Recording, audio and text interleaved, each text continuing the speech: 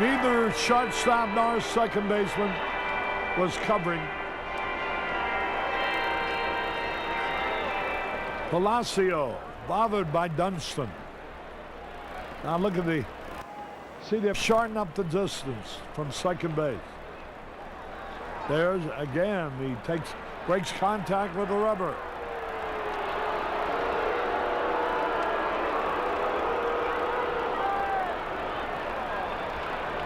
And now Bonilla comes in from third base. The game is an hour old already. He's probably telling him, Harry, on instructions from the bench to just throw the ball home. If he's going to go, he's going to go, but you're dividing your attention. Meanwhile, you were 0-2, now you're 2-2, and you can't afford any more walks. Whoa, they balked. And now Dunston goes to third base. How about that? You don't have to steal it. That's the second balk of the inning. Well, maybe Bonilla said, look, if you don't like him at second, just don't hesitate. He'll be at third, and you can get around your pitching. Watch it again. Goes up in. No hesitation. There, no hesitation at all is right. And so now Dunston with the tying run is at third base. Nobody out.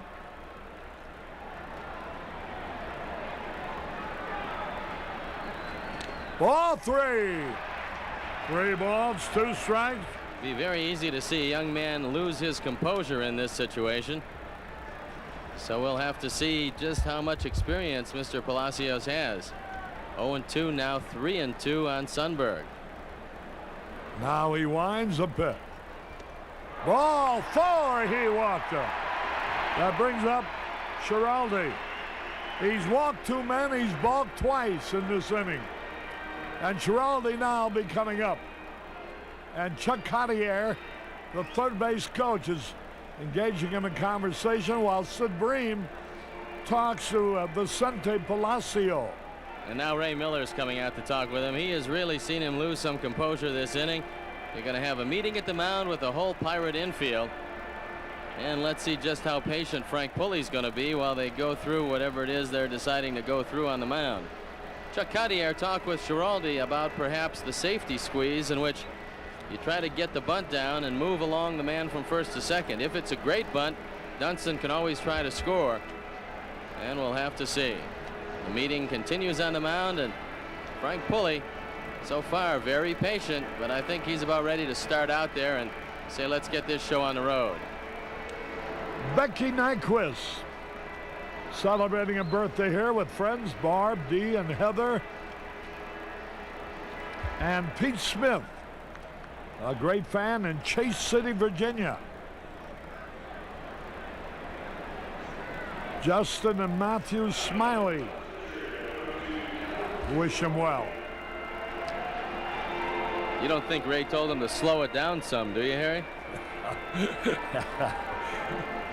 Just the contrary. Probably said speed it up, you might get him out. He's going to bunt the ball. A good bunt. The only play will be to first base. So runners are at second and third. Schiraldi did his job. Advance the runner. That was a good bunt by Calvin because he accomplished what he wanted to do, and Dunston, watching the play, realizing that Bream was on top of it, couldn't advance, but you do get the sacrifice.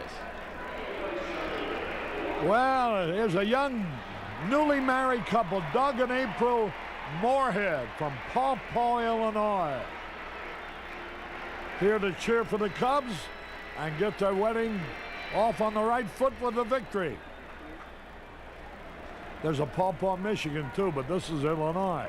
That was Charlie Maxwell, wasn't it? Paw Paw Maxwell? Charlie, yeah, Maxwell, who you say the homer every Sunday. We could use him today. Davey Martinez singled his first time up. 1 man out. 1 ball, no strikes.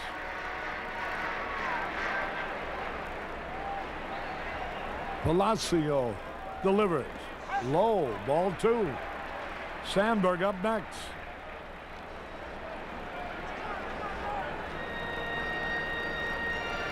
I guess Vicente, you would really call him Vincent American, wouldn't you? Palacios, a Mexican lad. 2 balls, no strikes. Bonilla right close to the bag at third. Ball 3. 3 balls, no strikes.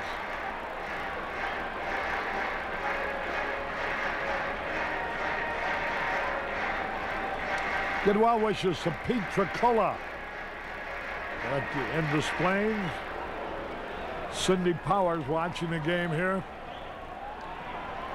3 balls, no strikes. About 30,000 fans on hand. 3-0 pitch.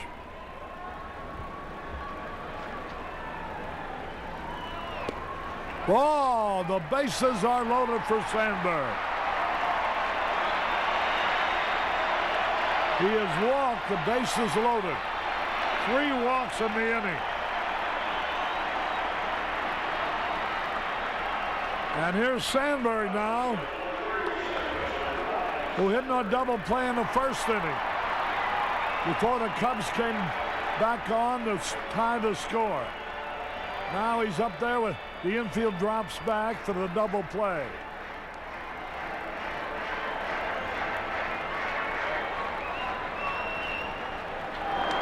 Swung at a breaking ball and he misses.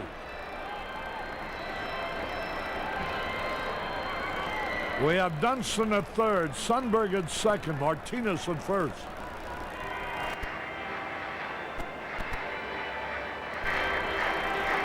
Martinez wide of the bag. Breen playing wide but close to the plate. A high pop foul over near the stands, out of play. 0-2.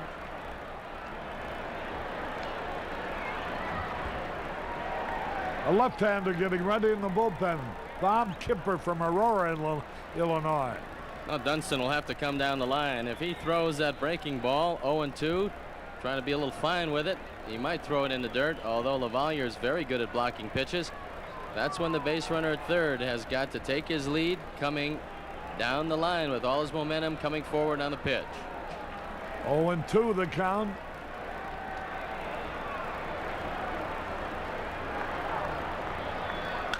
There's a drive! Way back!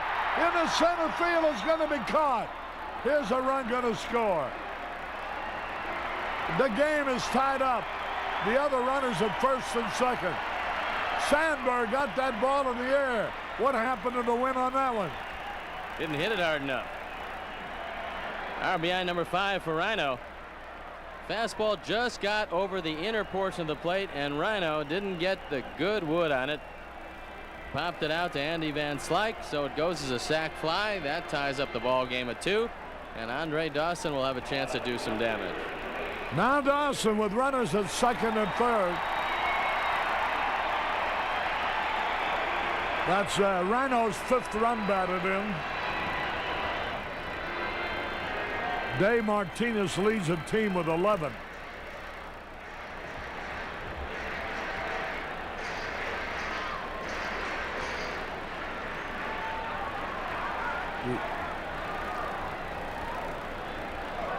High breaking ball. 1 ball, no strike. Palacio is showing undue wildness. He's walked 4 men in the first 2 innings. Oh, for a base hit here, get out in front.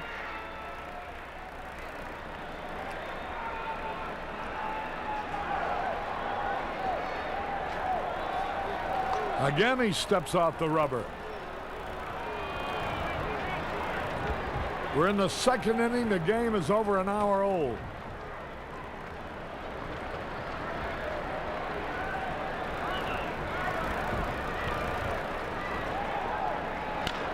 Ground ball, they'll end the inning. Steps on third, and that retires the side. But 1 run out of all that. No hits. No errors. 2 men left. At the end of 2, it's tied up at 2.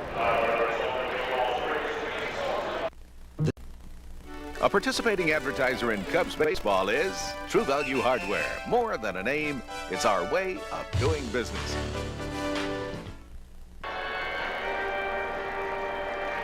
Cub fans, follow the Cubs throughout the 1988 season by subscribing to Vineline, the Cubs official newspaper. This big monthly tabloid provides you with a unique behind-the-scene look at the Cubs. Subscribe now and you'll receive 12 issues of Vineline, plus a commemorative Wrigley Field keychain. Just send a check or money order for $15.95 to Cubs Vineline, Post Office Box 1159, Skokie, Illinois 60076. You'll be glad you did.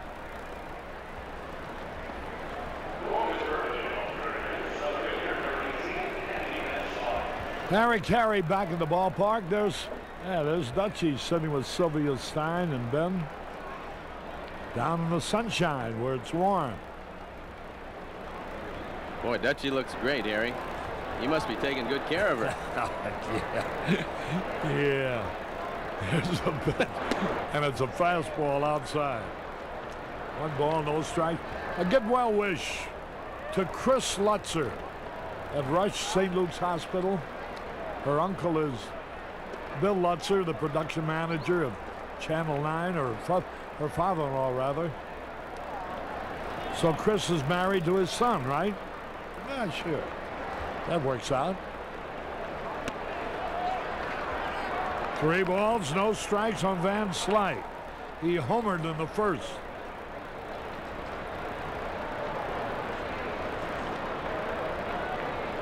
Schiraldi has walked 2.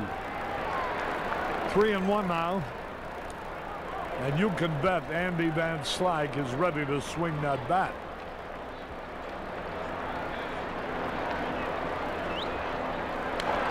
Oh, he had a rip. How did the Cardinals trade him?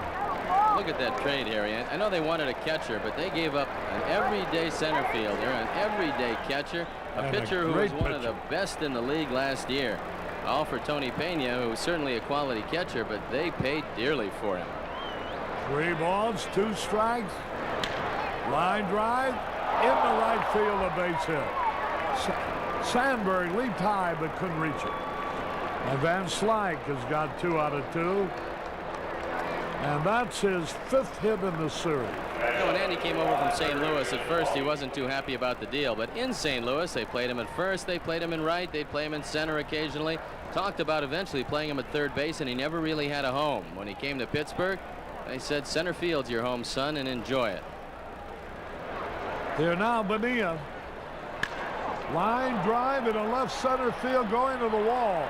Van Slyke's around third. He might try to score. Here he comes. A good throw. He's got a chance. The bad weak throw. A double for Bonilla, and Van Slyke scored. Boy, I thought Dunston might throw him out. I think he was surprised when he saw him running, Harry, because he didn't get a lot on the throw. It splits the gap, the 5th double of the year for Bobby Bonilla, RBI number 9, and Bonilla swings the bat well from both sides of the plate. And now here comes Andy Van Slyke. He's given the go-ahead by Gene Lamont, and Dunston throws this ball right into the ground. A few too many hops from where Dunston was. Did not get off a good throw, as we'll see. Now he turns around, and he just doesn't get much on it. Well, he had a shot at him. Here's Bream.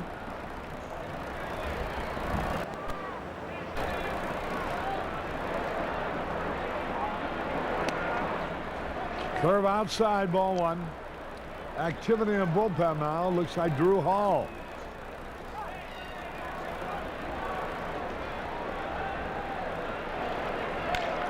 Fouled outside first base. And the count is evened up. Got to figure Bream to be trying to pull the ball in this situation with nobody out and Bonilla at second base. So Leon has got to look toward that line. Sandberg very deep at second base. And Bream off to a great start this year. A lot of pressure with Randy Milligan coming over from the Mets. He swings a bat from the right side. He's a first baseman. Bream responding to the challenge. 1-1 pitch. Strike call. 1 ball, 2 strikes. They've had 6 hits off Schiraldi and have scored 3 runs, leading 3-2.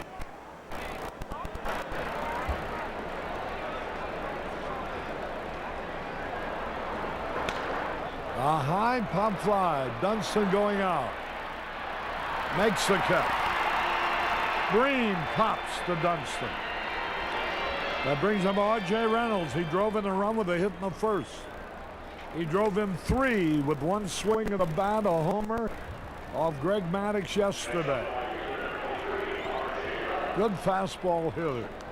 It's really something because he's being platooned in right field with Darnell Coles, and strangely enough, Coles, a right-hander, hits better against right-hand pitching than R.J. Reynolds does.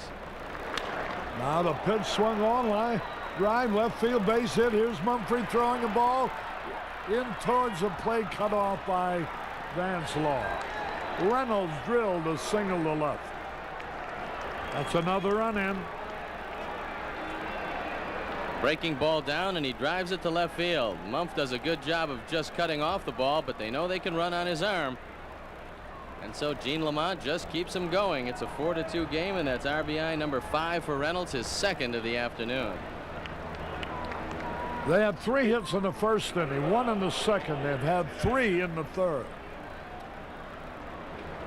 Boston playing Texas had 4 in the first, 6 in the second, 1 in the third, 1 in the fourth, 1 in the fifth. They lead 13-2 over Texas in the sixth. Here's Lavallere. Pitch out. 1 ball, no strikes. Reynolds the runner. Reynolds used to be with the Dodgers, you know. Pretty good deal. They got some good young players. Long lead. Look at that lead. Pitch way wide. Ball 2. Drew Hall getting ready in the bullpen. R.J. Reynolds came along with Sid Bream and Cecil Espy in exchange for Bill Madlock, who was pretty much on his last legs. That was September of '85. There goes a runner. The peg. He is safe. A stolen base. A throw a little high while they had a chance. Take another look at it. A good break by R.J. Reynolds. His first stolen base of the year, and he's in under a high throw. Throw on the first base side a second, and the leg gets in before the tag on the shoulder. Ball 4 to Lavallere. That will bring him Rafi Belliard, the shortstop, who's hitless all season. 0 for 9. That worries you here. He's got to get a hit sometime.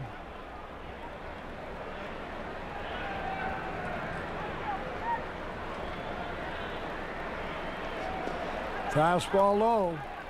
1 ball, no strikes. Belliard loves to hit the ball to right field. With that in mind, Andre Dawson is very shallow. Dave Martinez shading him a couple steps toward right center.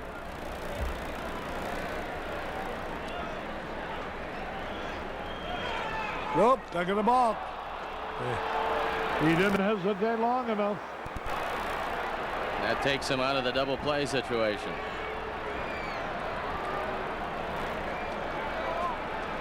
One ball, no strikes. Take another look at it. Concentrating on Belliard.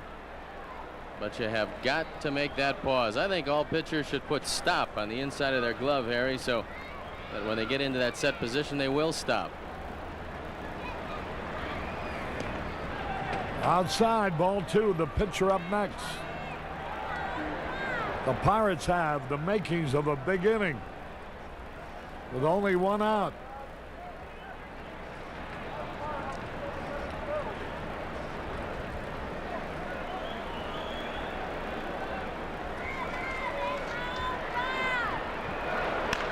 There's a drive, and it is a foul ball. 2 balls and a strike. Belliard going to the opposite field. Almost dropped it in there. Pittsburgh out in front 4-2 with runners at second and third and only one out. And the infield is in at all four positions. I want to make it very difficult if Belliard decides to lay the ball down. With the pitcher due up next, it's not likely.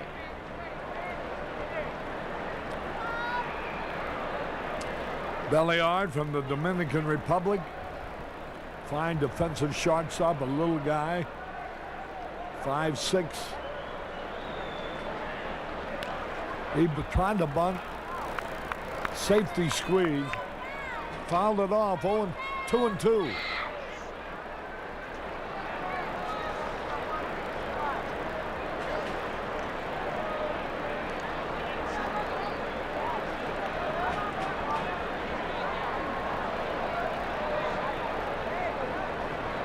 Lavalier at second base. Reynolds at third.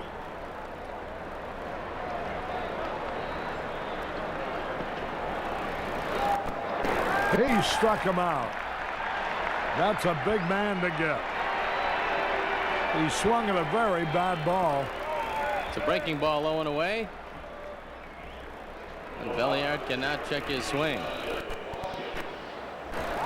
And now Vicente Palacio, the pitcher, comes up.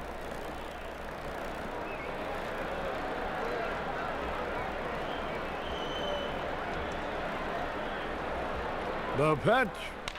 Ground ball, ought to be out of the inning. Durham's got it. Steps on the bag for the out. 2 runs on 3 hits. No errors, 2 left.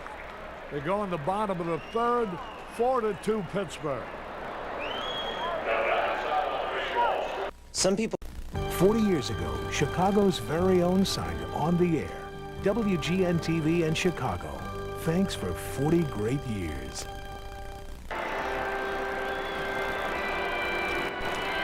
We go to the bottom of the third. Durham leading it off.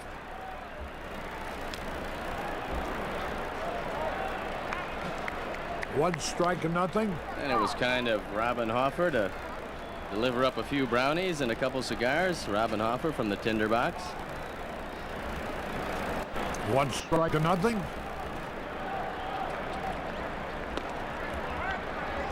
Fastball high.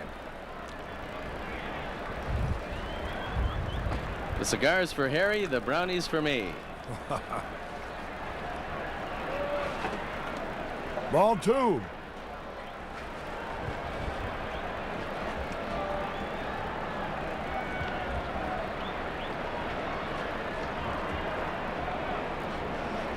Two and 1.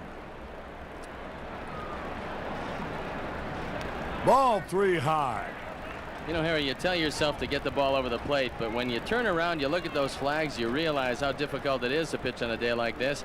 Pitchers are just very tentative about throwing the ball over the plate in a hittable spot. That accounts for most of the walks in this wind-blown Wrigley Field day. 3-1 pitch. Right to the first baseman for an easy out. 1 gone. Bream made a fine play right there. Last year he had some problems defensively. At one time he had more errors than RBIs. But they kept saying that he was a pretty good defensive first baseman. And that play was a good one.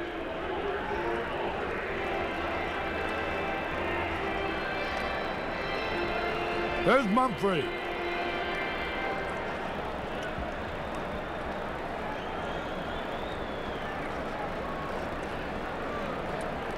We got a contrast in this game. On one hand, you have a pitcher who can't get the ball over much. On the other hand, pitcher that is hitting their bats almost perfectly. 7 hits already. There's a fly ball in the center field. Will be caught. Mumphrey flies deep to Van Slyke. 2 out. There's a look at Don Zimmer looking on. There's Van Slaw. Popped up his first time. Ground ball into the hole. Belliard's got it. The throw in time. 1, 2, 3. Nothing across. Dwayne will be joining Steve in a moment. This is Harry Carey from Wrigley Field. At the end of 3, the Pirates lead 4-2.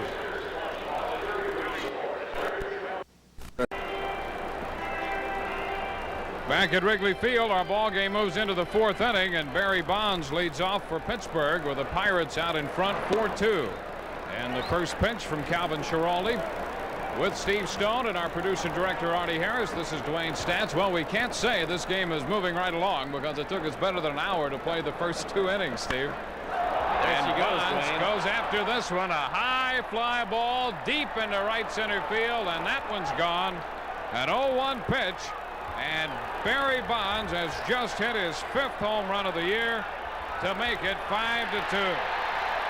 Coming into this game, Bonds was 0 for 8 in the series. He struck out his first time. Since then has tripled and homered. So his last 11 hits have gone for extra bases. 11 out of 16 hits for the year. You can't get away with high fastballs today. This one up in the eyes of Bonds, and he just murders it. Way back into the 2nd tier of the bleachers. 5 homers, 5 RBIs, and Jim Sundberg out to talk with Calvin Schiraldi, who is starting to get hit pretty hard. 5 runs, 8 hits, and Drew Hall ready to go in the pen. Now, Steve, you mentioned you can't get by with high fastballs today with the wind blowing out at better than 30 miles per hour. And as it turns out, Schiraldi so much of the time is a high fastball pitcher. It's going to be tough on him if he throws with conditions like this. Now, he looked pretty good in the 2nd inning, Dwayne, but had his problems in the 1st, had some problems in the 3rd, and starting off a little shaky here in the 4th. It's going to be an early exit for him, and on comes Drew Hall. Yep, Don Zimmer comes out to make the pitching change. So Schiraldi works one hitter into the 4th. The call goes for Drew Hall. 5-2 the score, Pittsburgh, and we'll be back in a moment. April 5th, 1948, WGN Television goes on the air.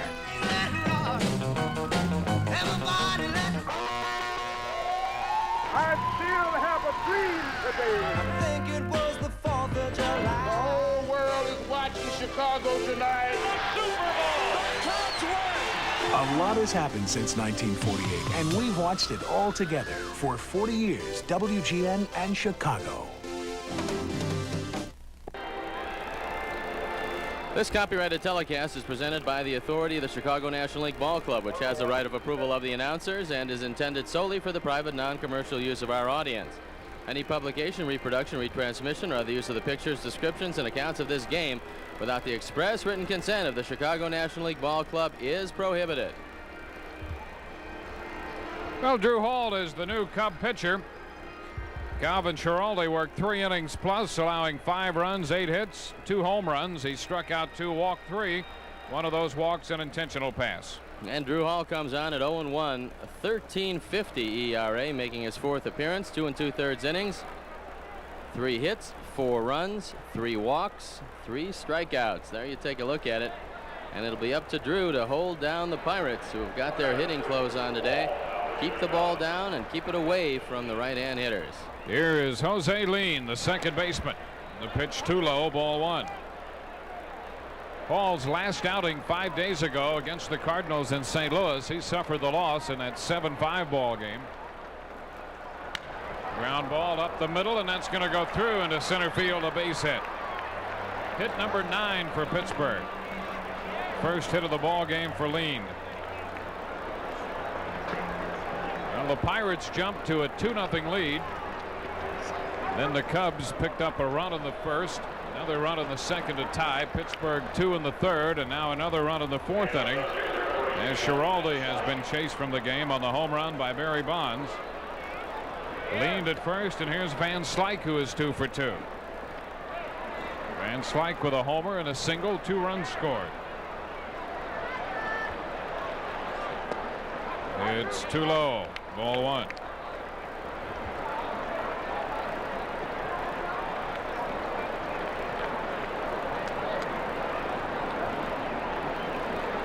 Now the stretch. Schiraldi, or rather Hall misses low. Hall in relief of Schiraldi.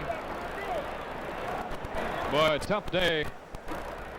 We've seen the effects this park and the wind has had on Schiraldi and Palacios. There's a strike on the inside part of the plate. The one thing you want to do on a day like today is throw strikes, because you don't want to start walking people and then seeing hitters hit the ball out. The 2-1 is low for ball 3. Palacios very fortunate to get out of that second inning with 2 balks, 3 walks, and only 1 run. That's an inning that can sometimes put 5 on the board, but he was able to escape without a base hit.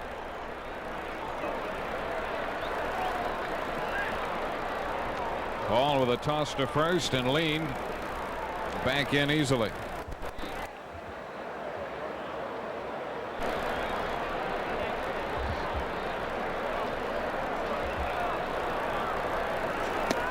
Big swing and a miss to run the count to 3-2.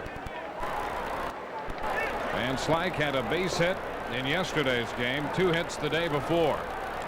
And now if he's got a good move, this is a good time to use it, because you figure Lean's going to be running. Sundberg wants that fastball away. Runners going. The pitch swung on. Fly ball deep to right center field. All the way back Martinez, and that ball is gone. Van Slyke has just hit a 2-run home run. His second home run of the afternoon. So Hall is greeted by a single and a home run. And that makes it a 3-run inning and a 7-2 ball game. We knew we'd see a lot of fireworks today, but we were hoping we'd see some off the bats of the Cubs, and still might. So far early, it's all Pittsburgh and all Andy Van Slyke. His second home run of the game, second of the year. RBI 6 and 7. A 3-2 fastball. Sundberg wanted it away. Drew Hall got it in, and Andy Van Slyke hit it out. I tell you, you go 3-2 or 3-1, and the hitter knows that you have to come in there. He is all set on a day like today. Here's Bonilla, 2 for 2, a single and a double. 3 runs home for the Pirates in the 4th. The pitch wide, ball 1. The reason why it's so tough today, Dwayne, is that on a 3-2 count, if you're throwing a fastball, all the guy has to do is hit a pop-up. And if he gets it up high enough, the wind's going to take it out of the park. This one low and outside. 2-0.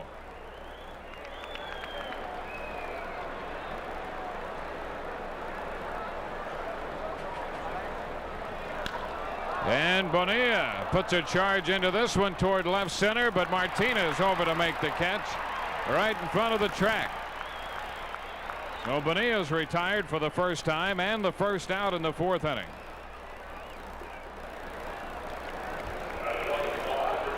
Base is empty for Sid Bream.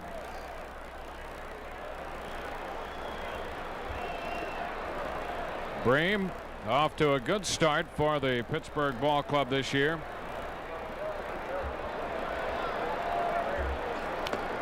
Foul ball.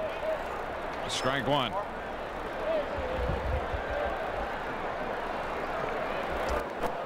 And home run by Van Slyke, the first given up by Drew Hall this year.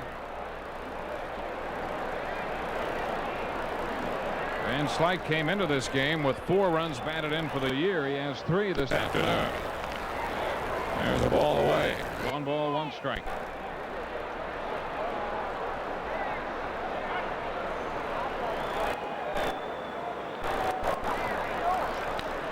Foul ball straight back. A ball and 2 strikes now. Bream will get a little pressure from Randy Milligan. Right-handed hitting first baseman acquired from New York. But for the most part in the early stages of this year, it has been Bream at first.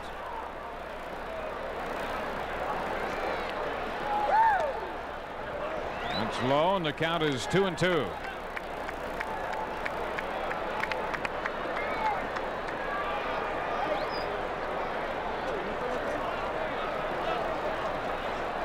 Bream out in front, just got a piece of that one.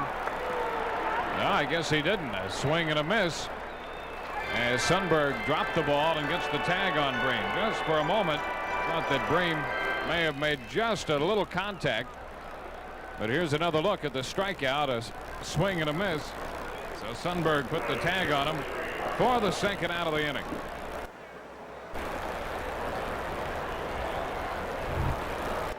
And R.J. Reynolds steps in. Reynolds 2 for 2. He takes a strike.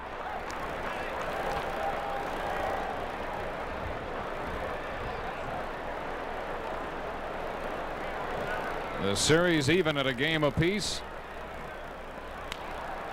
Ground ball, third base side, foul. Reynolds jammed on the pitch.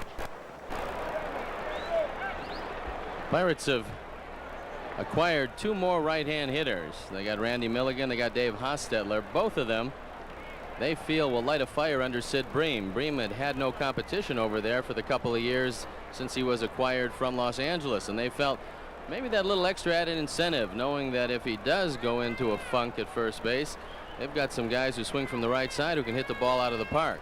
So far it's worked out. Fly ball, center field. Here comes Martinez, and the wind carried the ball away from him. It goes by him and is backed up by Dawson. Reynolds will turn second and stop there. Well, that started as a fly ball to be caught by Martinez, but the ball carried away from him, and Dawson had to back it up. Here's another look. Dave Martinez can't get to the ball, and then it just goes by him. Fortunately, Andre Dawson playing a good solid right field, realizing that if the ball does get by, he's going to have to be there. Holds Reynolds to a double, his first of the year, his third hit. Watch it again.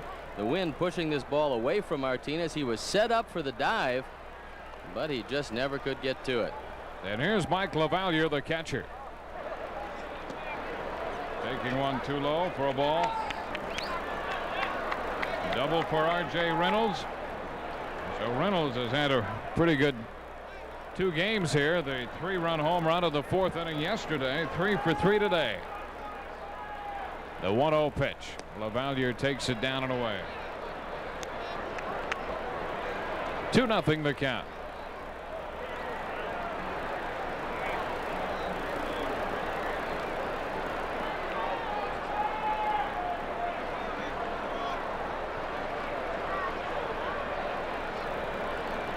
The pitch.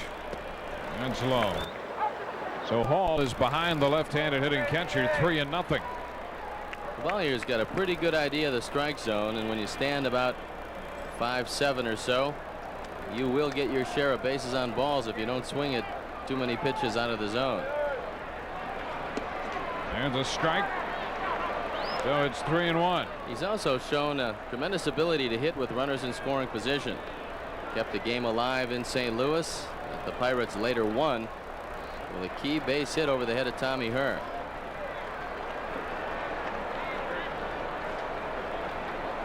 The 3-1 pitch.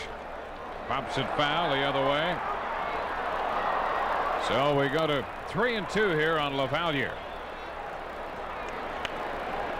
LaValliere has given some serious thought, even at this point at the major league level, thinking about switch hitting. He's 27 years old and coming off a Gold Glove season last year when he hit 300.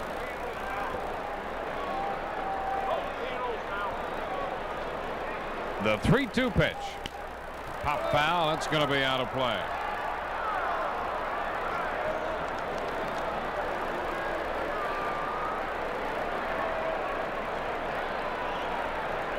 Eleven Pittsburgh hits and 7 runs.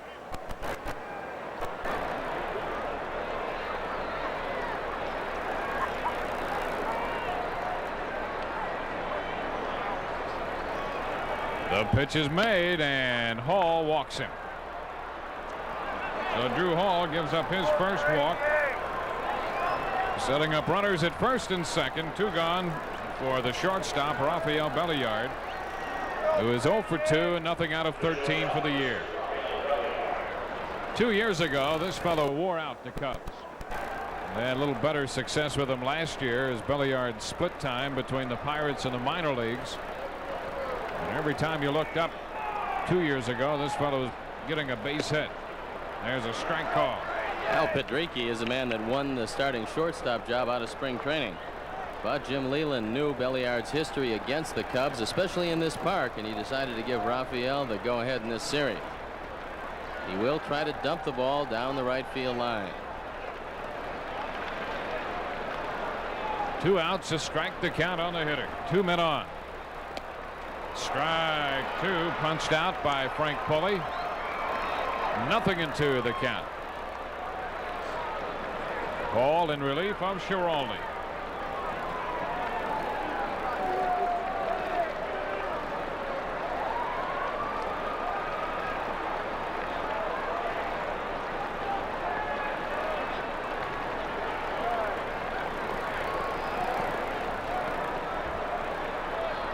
All taking a second look in now has the sign, the head on the count. Drew again stepping back.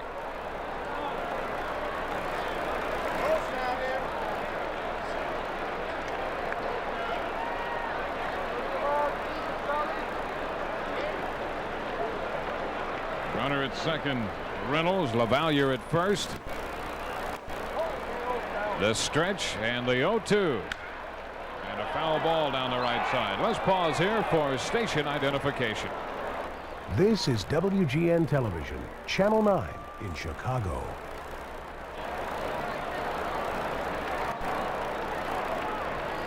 Two strikes the count on Belliard. He is the 8th Pirate to hit in the inning.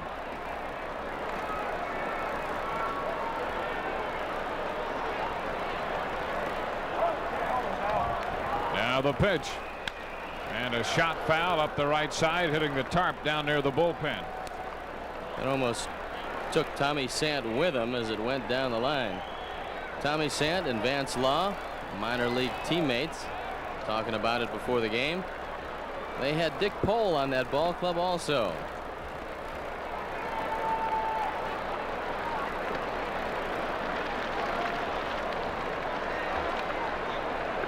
Now Hall's all set. He'll try the 0-2 again. Into the dirt by Sundberg, right back to him. And Belliard, I guess he might have been hit by that pitch. Let's take a look. He might have hurt himself trying to get out of the way of the ball. Doesn't look like it hit him, but it looks like he might have pulled something on the way. Maybe they are saying that it did hit him. It certainly doesn't look like it. Apparently that's what Frank Pulley is motioning. Sometimes you like to look at the baseball. It looked like he got out of the way of that cleanly. Let's watch it again. Now look at the back foot. He clearly gets the front foot out of the way.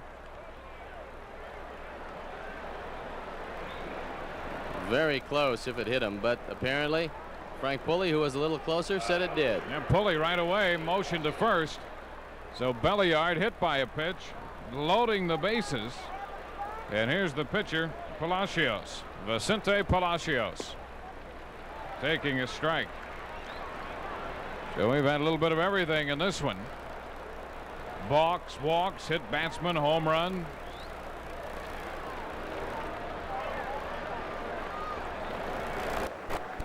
Here's the 0-1 pitch. Swing, and that one a foul ball off Pulley's foot. Frank knew there was some contact on that pitch.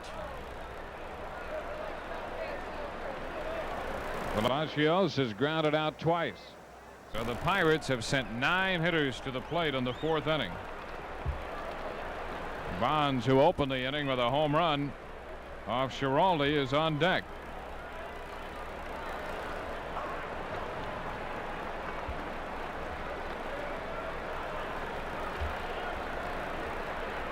Here's the pitch.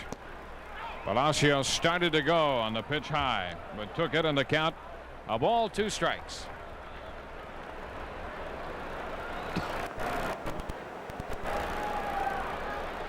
Outfield around to the right side for the Pittsburgh pitcher. It Hall's 1-2 pitch. Swing and a miss. The inning is over. Palacios strikes out, but the Pirates score 3 and leave 3 We go into the bottom of the fourth. The score 7-2 Pittsburgh.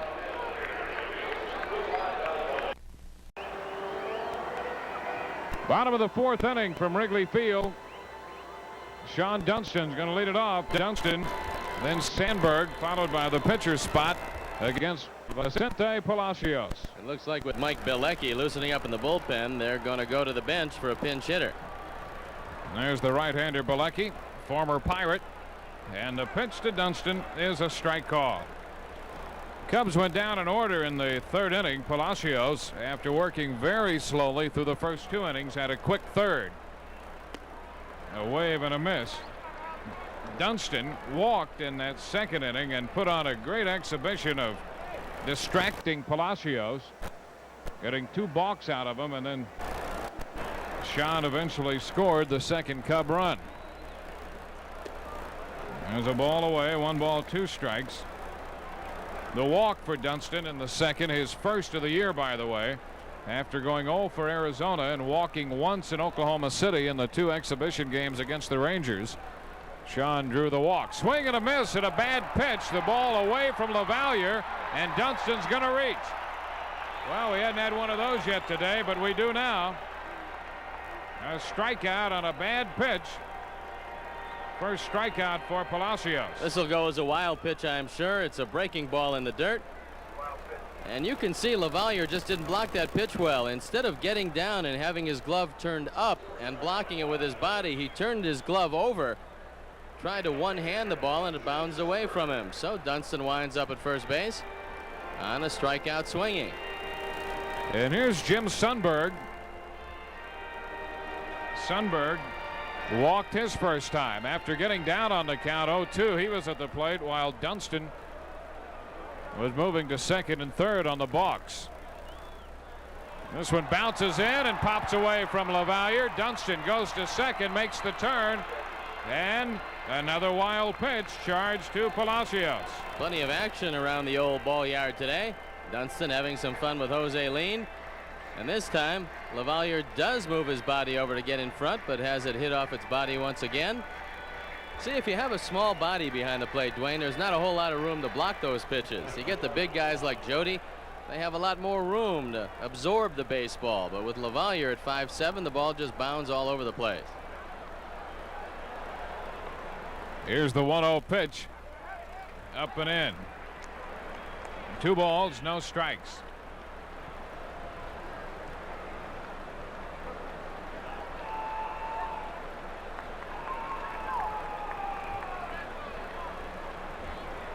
Rolando Rooms has moved into the on-deck circle.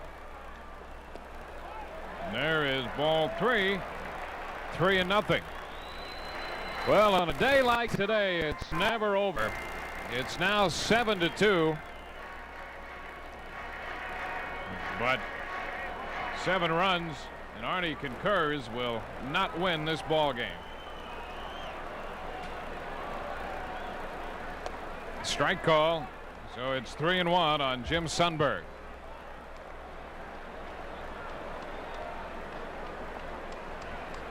Dunstan struck out but reached on a wild pitch and then was wild pitched up to second. Sundberg up on the count, 3-1.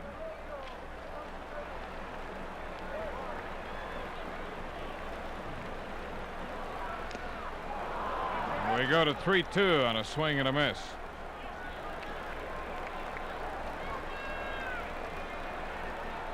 Sundberg doing the catching. Jody Davis getting the day off. The other lineup change, Jerry Mumphrey in left. Don Zimmer wanted to get him 4 or 5 at bats. Foul ball into the screen. Palacios will have to make another 3-2 pitch. Although Rolando Rooms has been in a couple of games, this is going to be his first at bat. And I'm sure he's a pretty excited young man.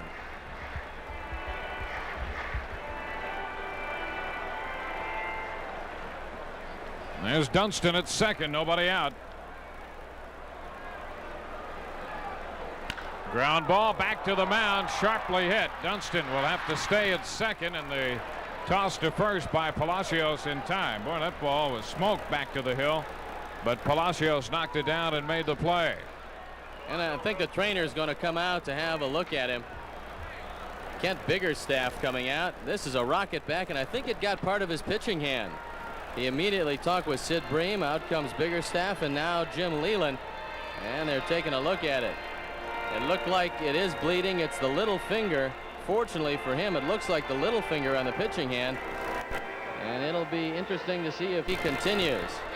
Jim Leland's already looking into the dugout. Here you are, 5 runs up. You haven't qualified for the win yet. They're taking the ball away, and it might be serious enough to put him on the shelf. They'll have to see what he can do. He got hit pretty hard with that ball. And anytime you get your pitching hand in there, you run the risk of a broken finger. So that's something most pitchers are taught, but it's a reflex, Dwayne. You can't get that pitching hand out of the way quickly enough in more instances. And apparently that will be it. They're going to take some x-rays, I think, as the finger continues to bleed. And it looks like Jeff Robinson coming out. Well, Kent Biggerstaff attends to Vicente Palacios. It is the little finger on the pitching hand. So Palacios will depart, and Jeff Robinson will be the new pitcher. So while the Pirates change pitchers, we'll take time for this message.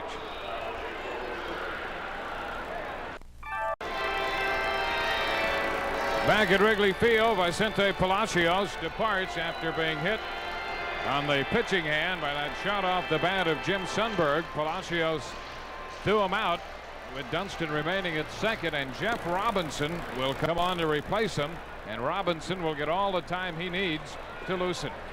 This is kind of unusual because Jeff Robinson has become the stopper on this club, so much so that he's been in 5 games and he's got 3 saves, 3 out of the 4 Pirate saves this year. So he's brought in very early, and one of the reasons is the Pirates have the off day tomorrow. This was another good trade by Sid Thrift. They got Robinson over from San Francisco. Last year, Jeff was 6-8 with San Francisco with a fine .279 ERA in 63 games. He had 10 saves with the Giants. Then he came over to Pittsburgh. And along with Jim Gott, they formed quite a duo out of that bullpen. He was 2-1 with the Pirates, .304 ERA in 18 games. So all in all, 81 ball games. A sparkling .285 ERA with 14 saves, only 89 hits in 123 innings. As we take a look around at the scoreboard around the league. And Steve, Boston making up for some lost time. They've had some problems scoring runs against the Rangers, but they jumped out to a quick lead with 4 runs in the first inning. Now batting in the bottom half of the 6th. The Rangers have a 13-2 lead. Baltimore trailing again. The Indians off to a great start. You know, the Indians team ERA is less than 2. It stands at 188. And the Indians at the end of 5 leading Baltimore 3-1. Brewers out in front of the Yankees 2-1. That game's in the bottom of the 5th. Minnesota and Toronto now through 7. Blue Jays up 2-0. Kansas City and Detroit also at the end of 7, and the Tigers have a 7-3 lead in that one. White Sox play later on in Oakland. You know, Rolando Rooms had a battle in spring training to make the ball club, and for a while it was touch and go. Then he had such a good spring that Jim Fry and Don Zimmer included him on the team. But a lot of people thought he was ticketed for Iowa. In fact, the first week of the season, a couple of his friends called up the motel where they thought he was, and their answer, sorry, there's no rooms at the inn. You've been waiting. You've been waiting for his first at bat. And there it is. You hatched that up sometime this spring. You said, I hope he makes the club because I'm going to do this if he does. And he's ready to go. Rolando Rooms taking a look out at Jeff Robinson. Robinson has got a great split finger fastball, learned under the tutelage of Roger Craig. Everybody in that San Francisco uniform at least toyed with it during the course of their stint with the Giants, but Robinson took to it quite well, and that's the pitch that's held him in good stead over here in Pittsburgh. This is a very strong bullpen for the Pirates. Just unusual to see Robinson in the game in the 4th inning. So Rolando Rooms steps to the plate for the first time in the big leagues. Last year at Pittsburgh, Rooms hit .308 with 21 home runs and 95 runs batted in. And he faces Jeff Robinson. Dunston at second, 1 out.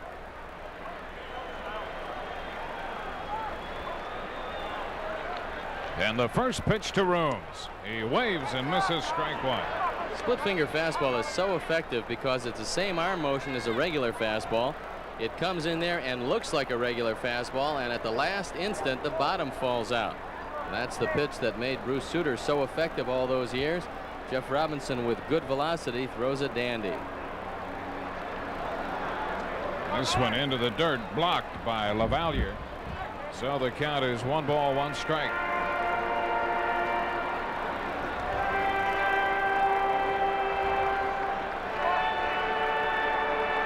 Robinson and Gott, part of the Rick Russell trade.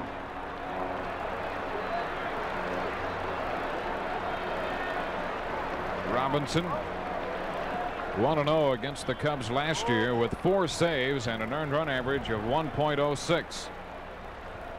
So the Cubs have not had much success against Jeff Robinson. His lifetime ERA is .259 against the Cubs, covering 19 appearances. Ground ball bobbled by Bonilla. Dunston's going to go to third as the shortstop Belliard picks it up and couldn't hold it. And Rooms is aboard. Rooms hit the ball first to Bonilla, but it got away from him. I think it's an error on Bonilla, and good base running by Dunston. As soon as he sees the ball hop up in the air, he just sprints by Belliard. No chance for Belliard to get anybody, and so Rooms is aboard with an error on Bonilla. Second error of the year charged to Bobby Bonilla. And now the top of the batting order, Dave Martinez. Martinez 2 for 2 with a single and a walk. 11 runs batted in on the year for Dave Martinez, among the league leaders. The pitch too low. What you like to see happen is Robinson get behind with the split finger, and then he's got to come to you with the fastball, and that's the pitch that Martinez can turn on and drive out of the ballpark. He's shown tremendous strength this year. This one away. So Martinez out in front on the count, 2-0. Don Zimmer hoping to see the Cubs score a few runs here, taking advantage of a first and third 1-out situation. Right now the Cubs down 7-2. And there's ball 3. Ryan Sandberg is on deck.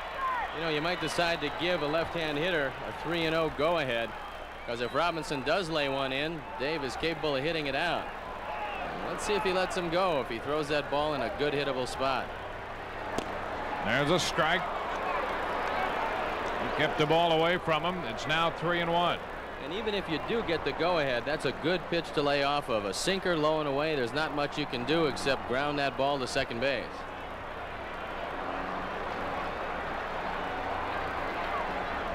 Martinez takes ball 4 outside. So the Cubs have the bases loaded without the benefit of a hit in this inning. Dunston struck out but reached on a wild pitch. Rooms reaches on an error, and now Martinez with a walk. The bases are loaded with 1 out for Ryan Sandberg. We're hitting the same situation in the second inning. Hit a sacrifice fly to center, just missed that one. Sandberg grounded into a double play on a sharply hit ball to short in the first inning before lifting the sacrifice fly to center in the second. 5 runs batted in on the year for Sandberg, and Robinson's pitch, a wave and a miss, strike 1. Rhino only has 1 career grand slam, that coming off Frank LaCourte.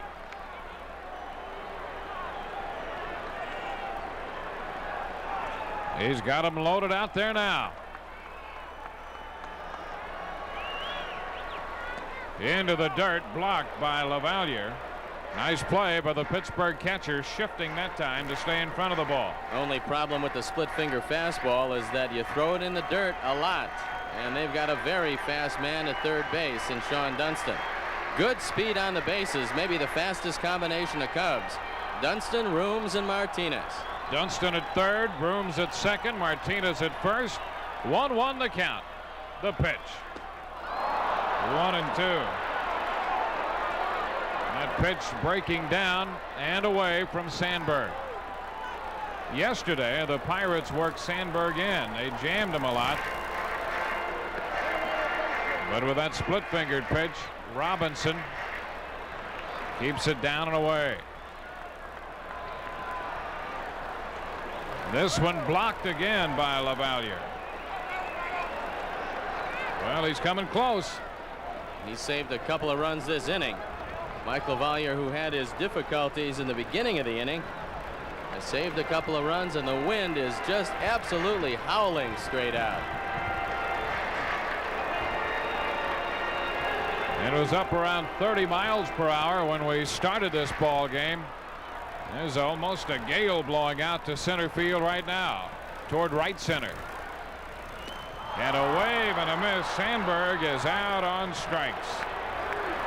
A big strikeout for Robinson, out number 2. And here is Andre Dawson. Dawson, 1 out of 2. He's singled and scored in the first inning. And there's the faithful in right field. And Dawson has 4 career grand slams, 3 of them against right-hand pitchers. The latest, Todd Worrell, the beginning of last year in St. Louis. That's the one that got him started when he hit that slammer off Worrell. And he hasn't stopped hitting since. Low, ball 1. If you're patient, the new strike zone is going to hurt pitchers like Jeff Robinson because they're not going to get that low call on the split finger. And then when they try to get it up a little higher, that pitch becomes very vulnerable.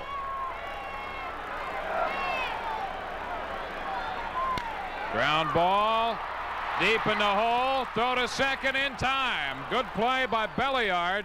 He hasn't hit in this series, but he's made some fine defensive plays and made one there. So out of that, the Cubs do not score. They leave the bases loaded, and at the end of 4, the score 7-2 Pittsburgh.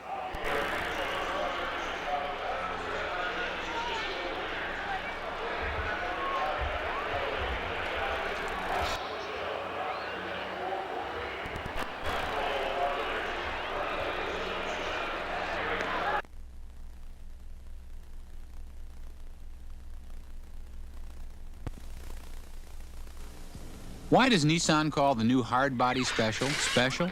Because it has 10 special features, even an AM/FM stereo cassette system. And it's specially priced to save you $1,000. Now that's pretty special. Oh, wait, we forgot something. Right now you can get $500 cash back from Nissan with the hard body special. So you save up to a total of $1,500. The new Nissan hard body special. Last season, Cooper bats were a very big hit in the major leagues. Tony Fernandez digs in. A swing and a drive. He's hit it hard to right field. This year, Cooper gloves are a great catch in the majors, in Cooper styles and Cooper models. Last season, Cooper bats were a very big hit in the major leagues. Tony Fernandez digs in. A swing and a drive. He's hit it hard to right field. This year, Cooper gloves are a great catch in the majors, in Cooper styles and Cooper models. Now, Canada's best-selling gloves are making a name in the majors. And what Cooper did at the plate, they'll do in the field. To left field. Here comes Raines coming hard. He dives. What a catch. A sensational catch by Raines. A participating advertiser in Cubs baseball is Pepsi Cola, the choice of a new generation.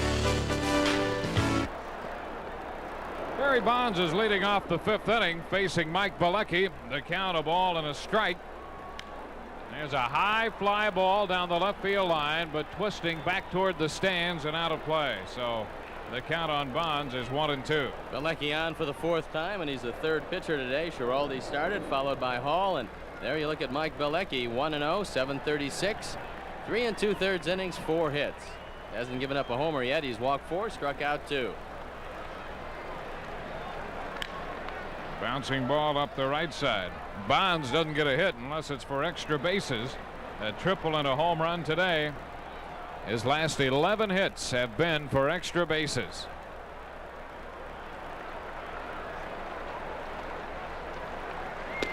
And Bilecki gets him looking. Bonds called out on strikes to open the 5th inning. Good pitch by Mike Bilecki. Barry Bonds doesn't like it, but Frank Pulley does, and he's got the deciding vote.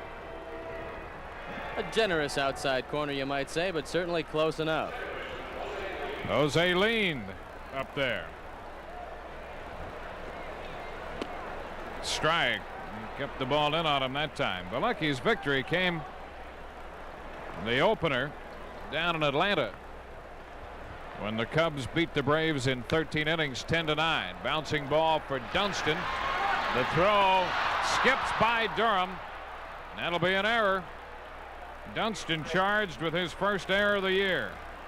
Looked like Sean didn't set himself and didn't get a lot on the throw.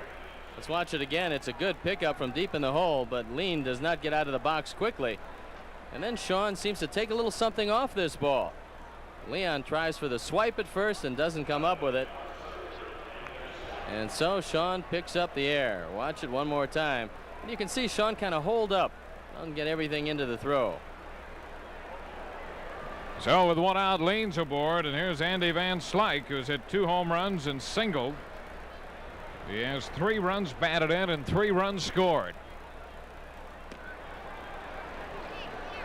The pitch outside, ball 1. Van Slyke hit 21 home runs last year while hitting .293.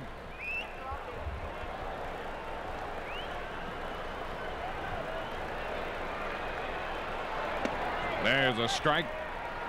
1-1 the count.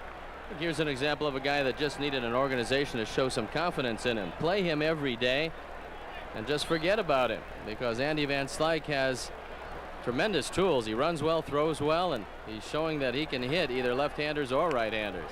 You hear so many players so often say opportunity is everything, and he played a lot in St. Louis, but he never felt as if he got the kind of opportunity there that he has in Pittsburgh. Strike call. It's 1-2. When you're consistently shifted around from position to position, you have to really worry about your defense. If you're at first base one day and maybe third and then center and right and left whenever, pinch hitter, you just cannot concentrate. And I think now Andy Van Slyke knows he's going to be in center field and he's going to hit third, and that's the end of the story. Strike 3 call, and that was a good pitch by Bilecki. Second strikeout, both looking. Van Slyke wanted his ball away, and you can see right down the middle, and there should be no complaints on the part of Andy Van Slyke. He was looking outside. Sundberg shifted his weight to the inner porch of the plate, and that ball tailed back right over the heart. Now Bobby Bonilla, 2 out of 3. Lean draws the throw on his back end. Mike Bilecki, formerly with the Pirates. Cubs added him at the end of the spring training camp. Foul ball by Bonilla. Oh, Bonilla, big and strong. Started to show some power last year.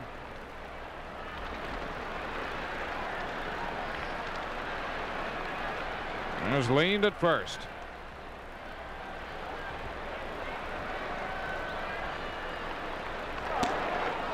Down and in. 1 ball, 1 strike. Bilecki right now using fastball, slider, and change. In the past has also thrown the forkball, and at some point may utilize that pitch again. Bonilla, big swing and a miss. There's a big advantage to knowing your ball club, and certainly Mike Bilecki knows this team. He probably saw Bobby Bonilla swinging a lot of high fastballs up out of the zone when he was sitting in the dugout for Pittsburgh, and he threw one by him. He might just do that again. And another balk call. They say he didn't pause. So that's the 4th balk we've seen called in this game. First one to Bilecki. Schiraldi was charged with a balk, and the Pittsburgh starter Palacios charged with 2 balks.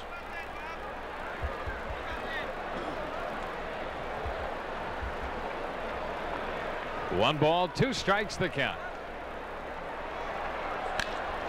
Fly ball hit well deep to left center field, and that one's going to go. Bonilla has just teed off and has belted a 2-run home run to make it a 9-2 ball game. Bonilla takes that one into left center field. That's his 4th home run of the year, and this fella is just going to continue to hit home runs for the Pirates. He found the range last year. Going to be a good power man in the middle of that Pittsburgh lineup from here on out. That ball tailed back over the plate, and Bobby Bonilla drove in runs number 10 and 11. He's got 3 today on 3 for 4. Bream takes a pitch too low, ball 1. So the Pirates have scored in every inning except the second. Bream fooled on the pitch, and the count is 1-1.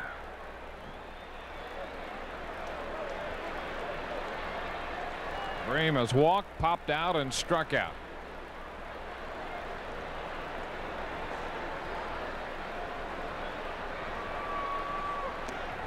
This one down and in. 2-1. I said there'd be 7 home runs today, Dwayne, but I didn't think Pittsburgh would get them all. I'd like to see Cub bats start to boom a little.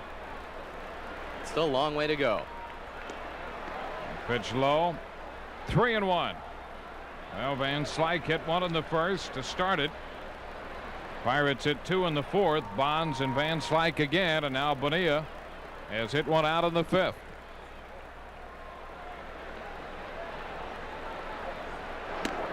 And there's ball 4 upstairs. The 5th walk given up by Cub pitching. And R.J. Reynolds is the hitter. Reynolds perfect on the afternoon with 2 singles and a double. That on the heels of yesterday's 3-run home run.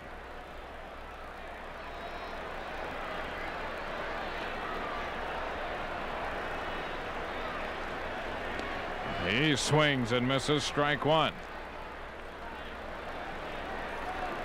Pirates are going to give right-handers fits this year because they've got 6 guys who swing the bat from the left side and do it pretty effectively. Bonds, Van Slyke, Bonilla, Bream, Reynolds, and LaValliere. Pretty good hitters. Another cut and a miss by Reynolds. 2 strikes. Reynolds became a Pirate out of the Los Angeles Dodgers organization.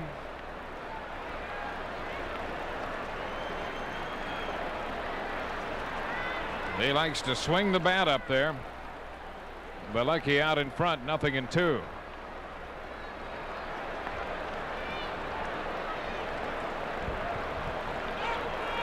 And another balk. So Bilecki charged with his 2nd balk. Don Zimmer is on his way to the mound. Bilecki has been charged with a balk after walking Bream.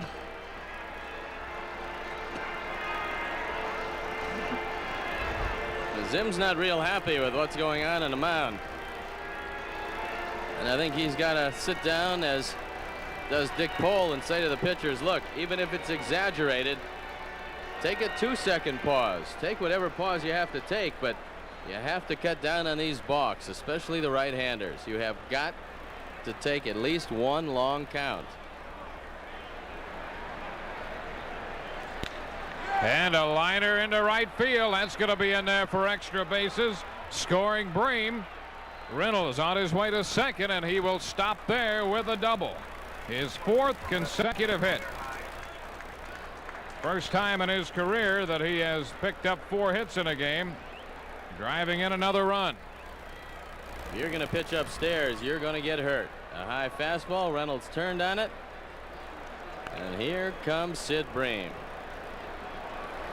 So the Pirates have another 3-run inning. It's a 10-2 ball game. And here is Mike LaValliere.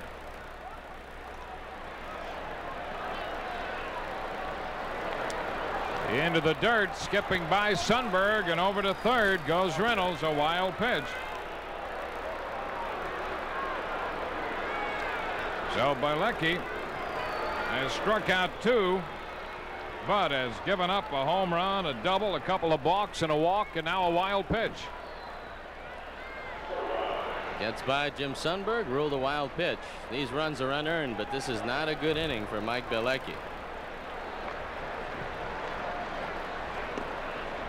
Too low. 2-0. The flip side of a pitcher knowing the hitters would be the hitters knowing the pitcher coming from their club. Ground ball.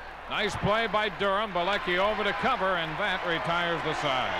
But the Pirates score 3 unearned runs in the inning on a pair of hits. They leave 1. We go into the bottom half of the 5th. The score from Wrigley Field: Pittsburgh 10, the Cubs 2. Nature can be devastating. The wood on your home needs protection. A water sealer waterproofs. Olympic Clear Wood Preservative does too. And Olympic gives you linseed oil that strengthens wood fibers. And additives to resist mildew. And preservatives to resist rot. Water sealers fade by comparison. Olympic, protecting wood for over half a century. Buy Olympic Clear Wood Preservative through April 30th and get a $1.50 rebate from Olympic.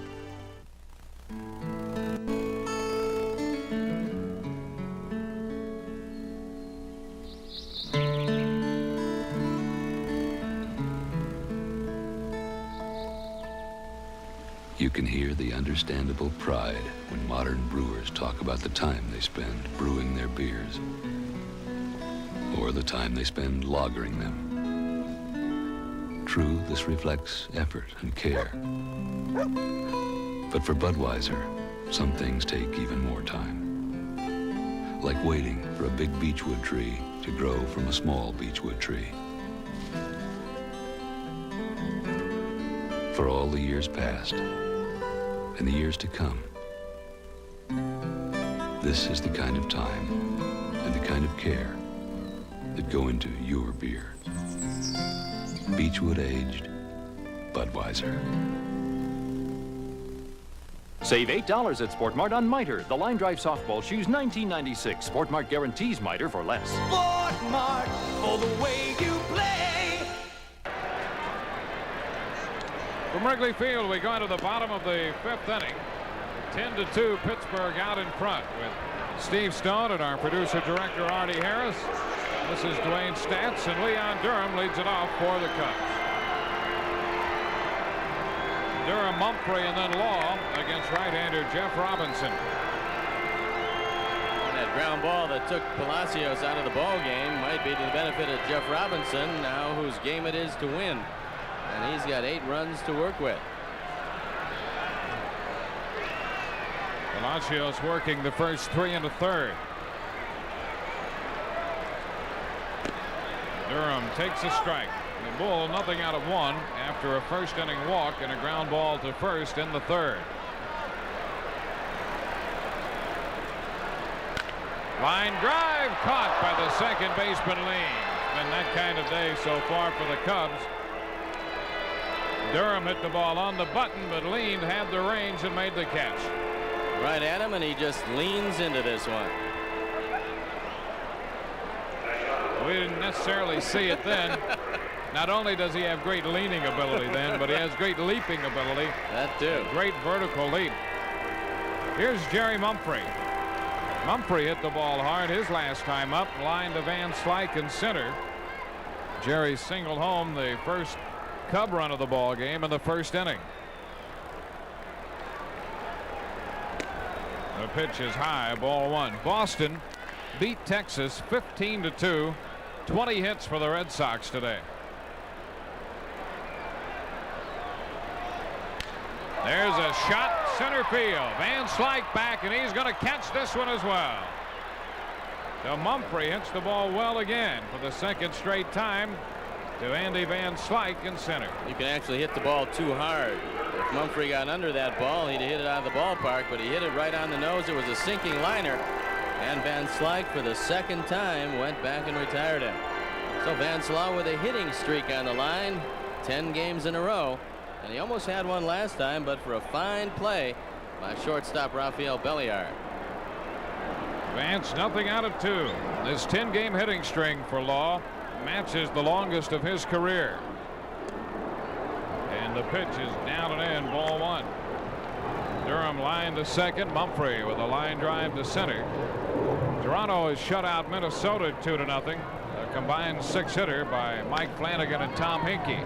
Ground ball deep short for Belliard. High throw, but Breen down on the bag to retire the side. And the Cubs go up and down in order in the 5th. We've gone through 5 with a score 10-2 Pittsburgh.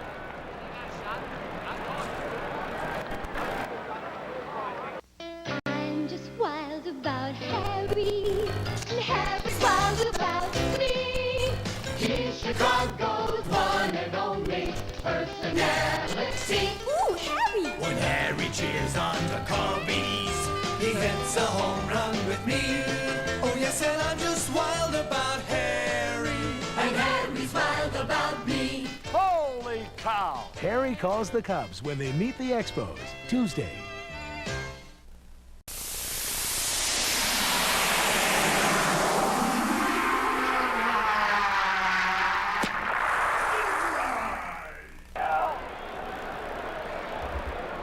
Through 5, 10-2. Cubs down to the Pirates, having been out hit by 10, 13-3. And here's Rafael Belliard, 0 for 2, and he's been hit by a pitch this afternoon. Made a couple of sparkling defensive plays in this series. Here he is to open the 6th against Mike Bilecki. First pitch in there, breaking ball, strike 1. Pitchers are up in Los Angeles. The Braves and the Dodgers, Zane Smith and Don Sutton, are going at it. Wave and a miss. Strike 2. The Braves have set a modern National League record by losing 10 straight to open the season. The Major League record is 13. That's shared by the 1920 Detroit Tigers and the Washington Senators in 1904. Belliard with a pop fly left center field. Who's going to get there? Nobody. It falls in between Mumphrey and Martinez, and Belliard has his first hit of the year. He loops it into left center. No communication between Mumphrey and Martinez. It looked like either of these two guys could get the ball. Now watch what happens. They just kind of hold up at the same time, and it falls between them. A little collision. So things aren't going very well here today. And Jeff Robinson, the Pittsburgh pitcher, steps in for the first time. He wants to bunt and does so foul up the first base side for a strike. Well, it's been one of those days so far. San Francisco at San Diego. Kelly Downs and Andy Hawkins the matchup. Montreal leading the Phillies 5-2 in the bottom of the 8th at Montreal. This one low. 1 ball, 1 strike. The Mets and the Cardinals are in the bottom of the 8th, tied 2-2 at Shea Stadium. Todd Worrell now on for St. Louis. A ball and a strike to count on Jeff Robinson. He bunts foul. There's Belliard over at first. They list him at 5'6". Standing on that bag, I think. Looks like he's a little smaller than that, but he plays a good solid shortstop.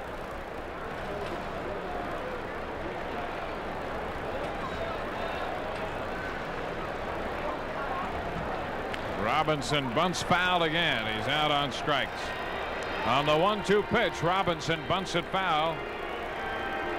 So Belliard remains at first. Robinson goes back into the dugout. Now we go to the top of the batting order, Barry Bonds. Bonds off to a great start.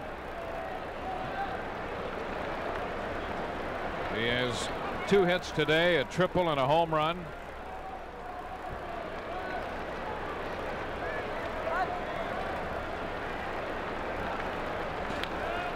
Fouls it right back into the screen for a strike. When he first came in the league, he kept swinging at high fastballs. He wanted to hit everything out of the park. As he's gotten a little more experience, he's realizing which pitches he can turn on and which he should let go.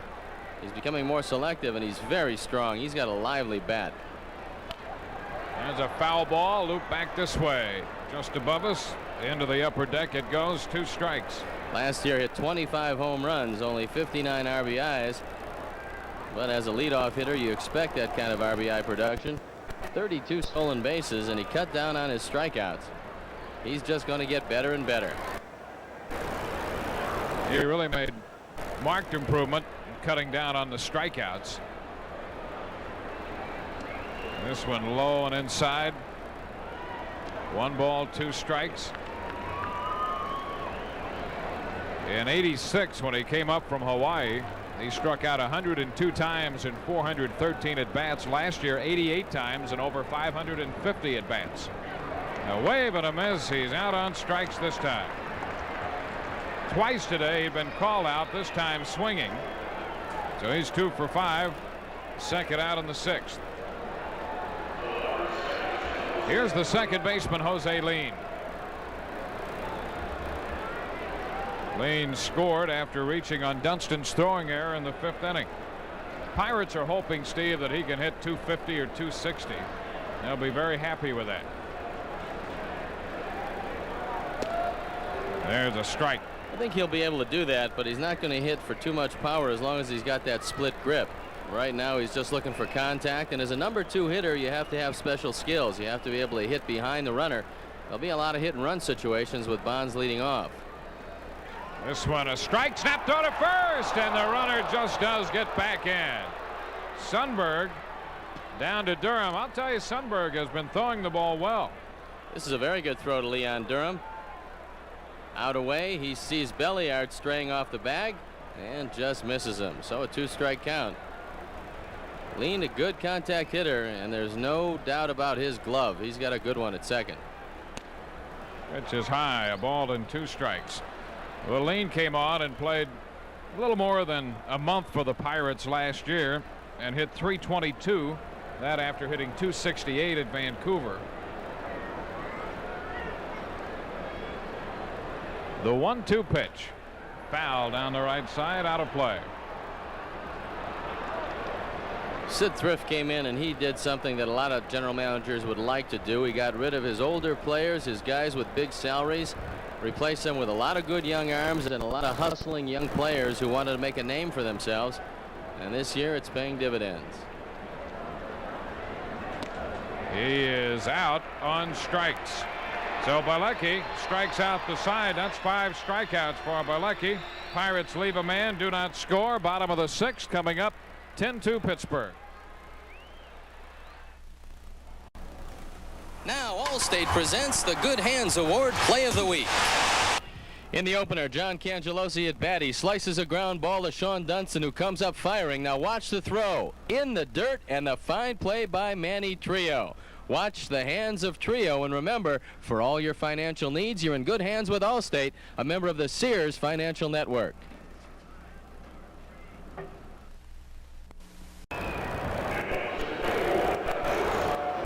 Here's Sean Dunston opening the bottom of the 6th inning. Dunston facing right-hander Jeff Robinson. And the pitch is low and outside, ball 1. Sean has walked and struck out, but he's been on base twice and has scored a run. Want to extend birthday wishes to Ruth Colbida. Hoping the Cubs can score a few runs here. Liner into right center field. That's going to be in there. Dunston around first, on his way to second. And he's going to shoot for 3, and he will make it. Reynolds had trouble picking it up in the outfield. And then Lean had trouble handling the relay throw, and Dunston goes all the way to 3rd. Sean Dunston, with a play in front of him, decides to take things into his own hands. Great speed when he realizes that there's a little trouble in the outfield. Here comes Dunston, and no chance to get him at 3rd. So Dunston is on for the 3rd straight time. A triple for Sean, his first of the year. this is Jim Sundberg. 0 for 1 with a base on balls. There's a strike call. The Mets have come back to beat the Cardinals. That's a final. 3-2 New York over St. Louis. And the Orioles lose again. The pitch is down and in. 1 ball, 1 strike. Cleveland 4, Baltimore 1, the final in Baltimore. So the Orioles are now 0-12. Low and outside. 2 balls and a strike. Talk about a nightmare. Roland Heeman going there for his first year. Managerial change after 6 games, and he's seen his team lose 12 straight.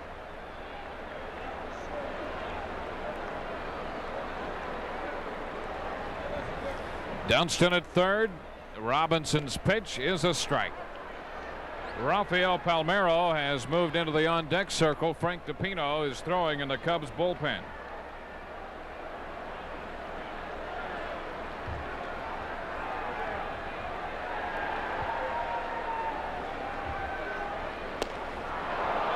And Sundberg is out on strikes. 3rd strikeout for Pittsburgh pitching. And the 2nd strikeout posted by Robinson. And now Bielecki is lifted in favor of Rafael Palmeiro. Palmeiro hitting .286. First opportunity to pinch hit this year. Rafael with no home runs and 3 RBIs, used entirely in a starting role.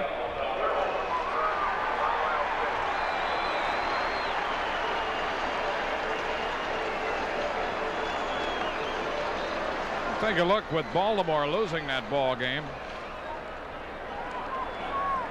See how far they are back of first now. Boy, what a start. They were 9.5 to start the day. And there's a strike to Palmeiro.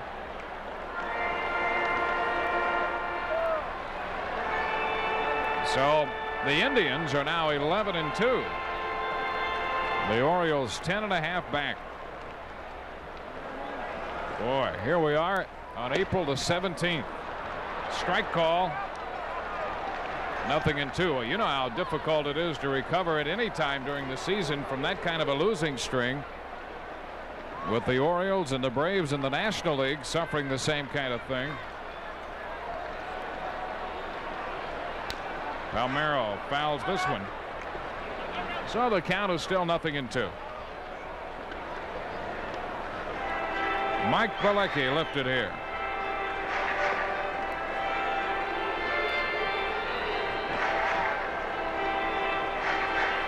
Two innings for Bielecki, by the way. 3 runs, no earned runs on 3 hits. He struck out 5, walked a man. Threw a wild pitch, was charged with 2 balks.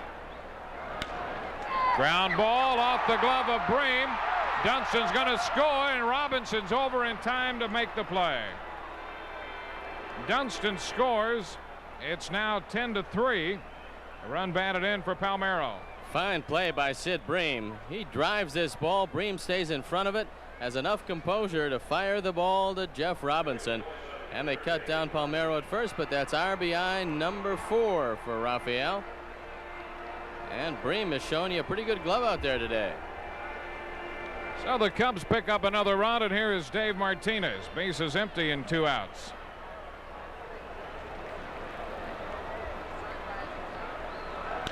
And a sharply hit ball. Great stop by Lean. He gets up and makes the play to retire the side. Great play by Lean. 1 run for the Cubs in the 6th. Harry's on his way back, and at the end of 6, the score 10-3 Pittsburgh. You hungry? 40 years ago, Chicago's very own signed On the Air. WGN-TV and Chicago. Thanks for 40 great years. A participating advertiser in Cubs baseball is United Airlines, the official airline of the Chicago Cubs.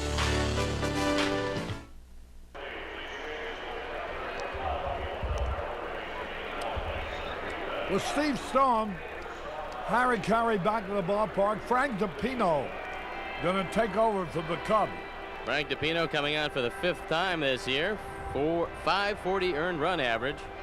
5 innings, 9 hits, 3 runs, a homer. Hasn't walked anybody yet. He struck out 4. He's the 4th Cub pitcher. Schiraldi went 3+ innings. Drew Hall went an inning. Mike Bilecki went 2, and now Frank DePino comes on to try to stem the Pittsburgh Tide. Let's pause here for station identification. This is WGN Television, Channel 9 in Chicago.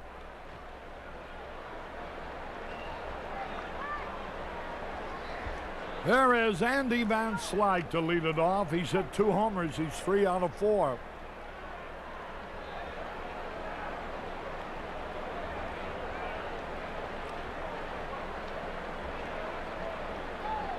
The respiratory therapist from Carl Foundation Hospital in Urbana are here today.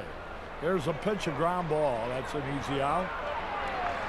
Van Slyke grounded to Durham on DePino's first pitch.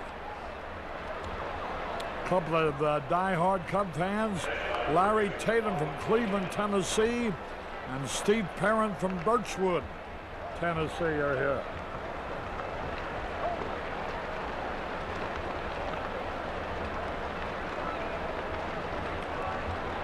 One out, nobody on.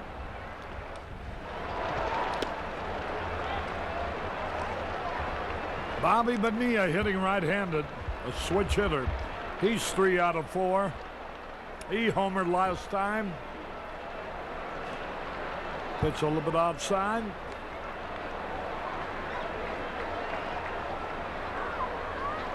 John Nemeh, N-E-M-E-H, is here with his family.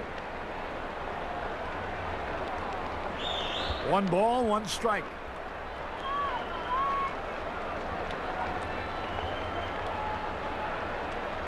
The pitch. He had a cut, fouled it off. Birthday greetings to Teddy Samway.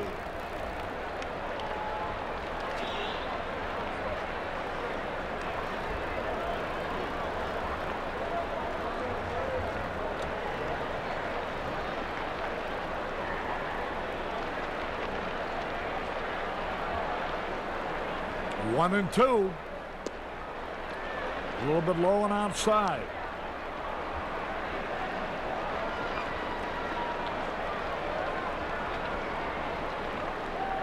Two. Ground ball foul. Hey, I tell you, Steve, these guys have a heck of a ball club. You better have some left-hand pitching if you're going to beat them. There's no doubt that they're very tough on right-handers, Harry, and also Mike Dunn has been on the disabled list since the season started. So imagine when they get him back, because Dunn was one of the mainstays of that rotation last year. Dunn was 13-6 in 23 starts. Pencil that out over the course of a normal 35-start year. You got yourself close to a 20-game winner, and he hasn't had a pitch to throw yet. 2-2 pitch.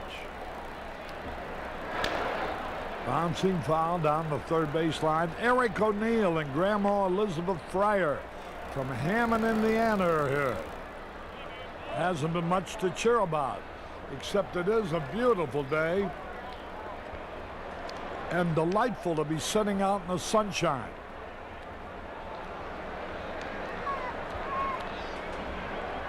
Two-two pitch.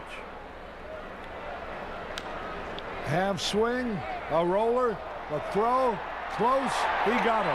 Nice play by Vance Law.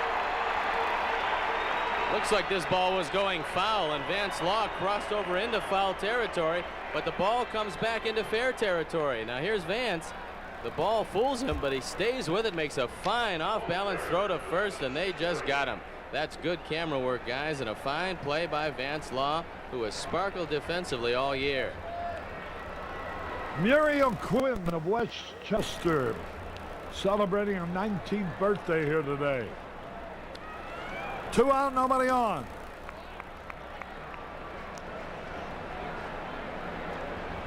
Ryan Reynoso from Sun Valley, Iowa. Great Cub fan. And the Schlunzer here from Mishawaka. Indiana. Schlock. The ground ball fair down the third baseline, and Sid Bream goes halfway down to second, changes his mind. Boy, that Bream, that's 2 out of 4 for him. And here's Reynolds, 4 out of 4 today, and a 3-run homer yesterday. Between R.J. Reynolds and Andy Van Slyke, Bobby Bonilla and Barry Bonds, they have done a job on Cub pitching today. Greetings to John Maston from Bert and Bubs and Mike and Patch and Jason, whoever they are. 1 ball, no strikes. Jeremy Rosenfeld of Naperville celebrating an 11th birthday at the ball game. Well, I guess when you're having a party, the score really makes no difference. As long as it's a nice day, get to those concession stands. A lengthy affair this afternoon. Swung and he missed. R.J. Reynolds hitting right-handed, 4 out of 4 today. He's batted in 3 runs. Now there's a case of not caring what the score is. Just lying in the sun, napping away. He had a cut. 2 balls, 2 strikes.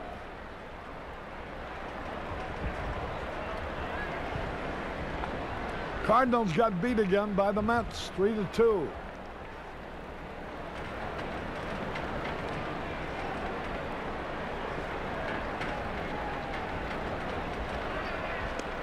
Outside, ball 3. Mike Lavaglia hoping to bat next. They pounded out 15 hits.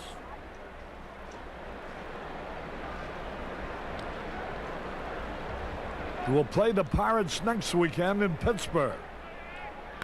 Here's a pitch fly, pop fly out of play.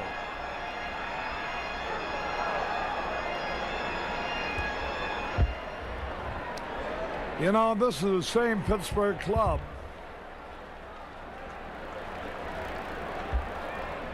that Rick Sutcliffe shut out 6-0. They won 4-0 yesterday, beating Maddox. Maddox didn't pitch badly at all. Fouled it off. 1 pitch really turned the ball game around from being a close contest. A 3-run homer by R.J. Reynolds. But the point of it is, last year and now this year, the Pirates pitchers seem to stop our hitters. 3 balls, 2 strikes. Ball 4, he walked him. And that saves a perfect day for R.J. Reynolds. 4 hits and a walk. You know, even today the score is 10-3. The Cubs had 3 hits and a walk and scored only 1 run in the first inning because there was a double play in between. They had the bases loaded, 1 out in the 4th, the bases loaded, 1 out in the second rather, bases loaded, 1 out in the 4th with Sandberg and Dawson coming up. Couldn't get a hit. And out of those 2 situations, they got only 1 run. That on a sacrifice fly by Sandberg in the second. Lavaglia, the catcher, fouls it into the stand. Boy, oh boy, listen to this wind.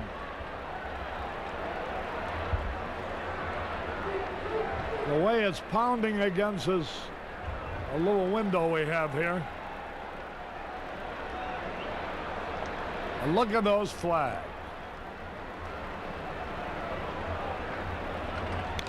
Line drive foul. Lavaglia, an outstanding defensive catcher. Pretty good threat with the bat, too. Look at the flag. Well, it's an ill wind that doesn't blow somebody some good. It blew the Pirates a lot of good today.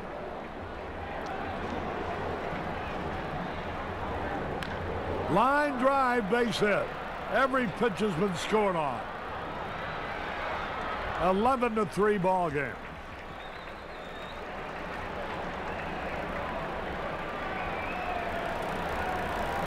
The only pitcher that could have been out of it without being scored on. That's a high fastball. Mike LaValliere, who hits very well with men in scoring position, drives home the 11th run. And for LaValliere, RBI number 7. Was Mike Billard in the 5th, but an error brought up Bonilla, who then hit a 2-run homer. They later in the inning scored another run, 3 unearned runs. But every 1 of 4 pitches has been scored on. Here's Belliard. That evens the count, a ball and a strike.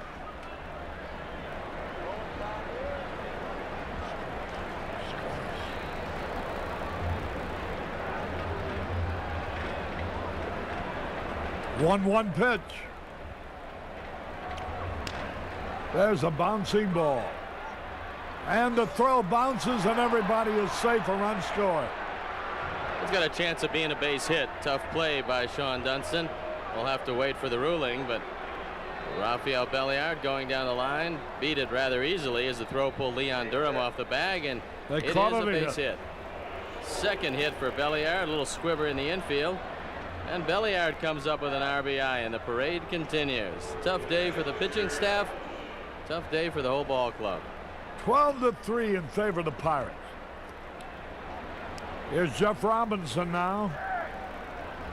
Runners at first and second. Well, everything happened after 2 were out. Fouled it out of play into the stand. Jeff Robinson going for his first victory of the year. He already has 3 saves.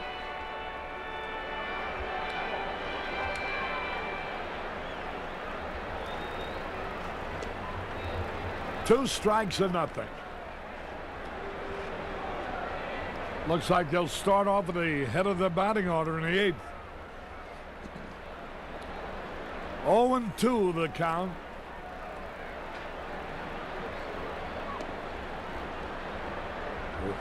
One and two. The Pirates scored 2 in the first, none in the second, 2 in the third, 3 in the fourth, 3 in the fifth, none in the sixth, 2 in the seventh.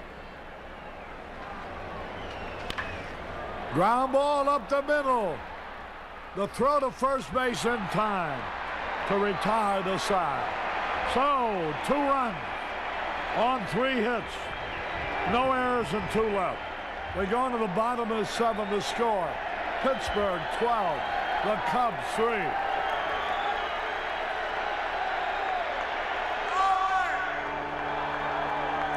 Let's make some noise. Let me hear you. On 1, on 2, on 3. Take me out. Take me out to the cloud. Buy me some peanuts and cracker jack. I don't care if I never get back. Oh, it's root. Root for the Cubs. If they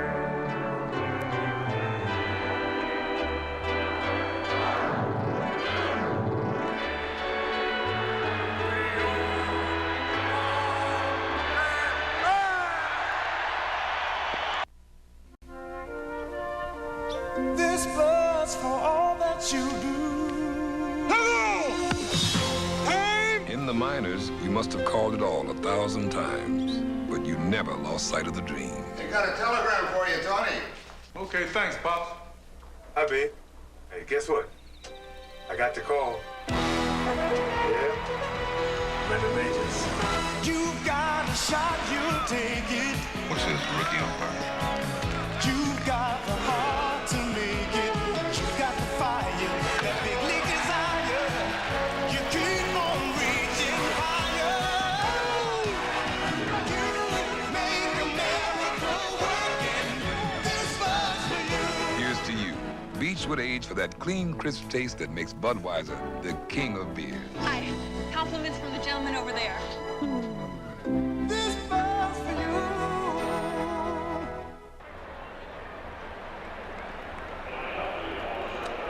Harry Carey back in Wrigley Field. Boy, oh boy. This, Bud,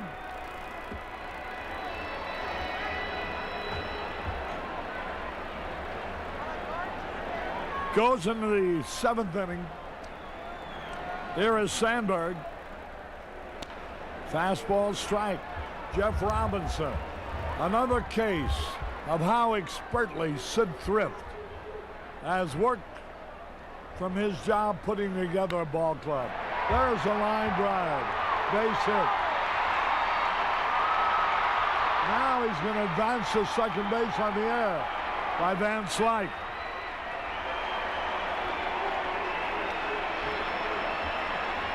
Well, they might rule this ball a double as Sandberg drives it up the gap. If it is a double, it'll be a second of the year. Van Slyke sees his feet go out from under him. No. And there's not much he can do about it. They have to give him a double on that. Here's Dawson. Boy, if you get your hits when you wanted to. And either the second or the 4th inning, that could have been the makings of a big inning. Here's Dawson. 1 ball, no strikes. Is that Jim Gott down in the bullpen? Might be too early for him. Oh, that looks like him. He does. That is him. Base hit for Dawson. And Sandberg will score. Another double. So there's a 4th run for the Cubs. And the 4th double of the year for Andre Dawson. So you never know what happens. You keep pecking away, and on a day with the wind blowing out like this, you never give up. That's going to be it for Andre Dawson, who's suffering from slight groin problem, and Darren Jackson coming in to pinch run for him. RBI number 5 for Dawson.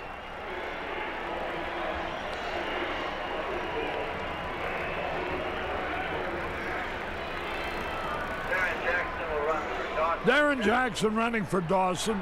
Here's Leon Durham. We're in the bottom of the 7th.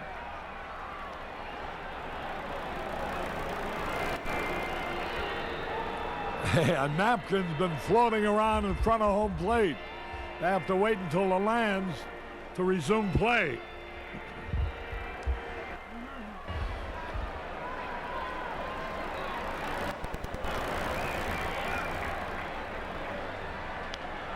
A high pop fly out of play.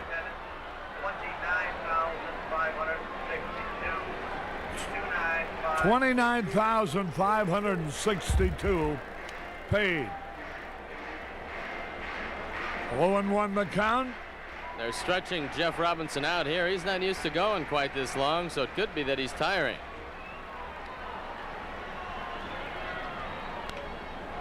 Fouled again. Down the first base line. Hey, how much him scores? 0-2 the count. The scoreboard, they're having trouble with the ticker.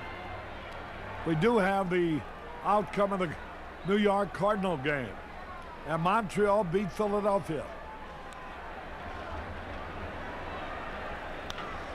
That's a ground ball to Lean, easy out. And Jackson advances to third.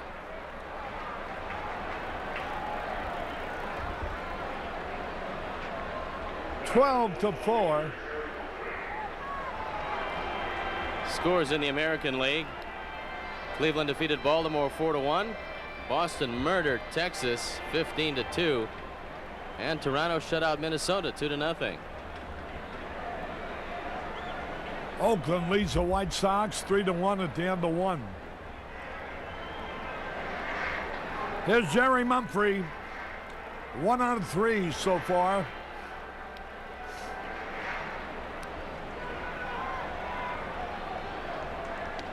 Strike is called. 1 strike and nothing, 1 man out, 7th inning, 12-4 Pirates. Humphreys hit 3 balls right on the nose and only has 1 for 3 to show for it.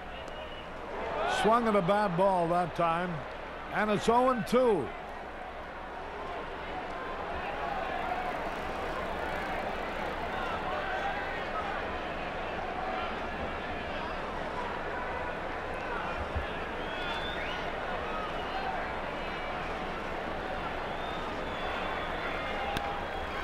Fouled it off again. The skies have become cloudy, and it's a little darker. We've had the glorious sun up until now.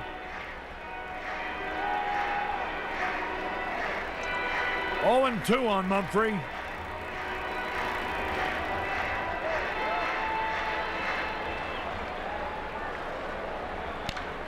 There's a drive in the right center. He drives in a run. Mumphrey with his 2nd hit of the day. 2 out of 4. A run batted in. Darren Jackson crossed the plate. 12-5.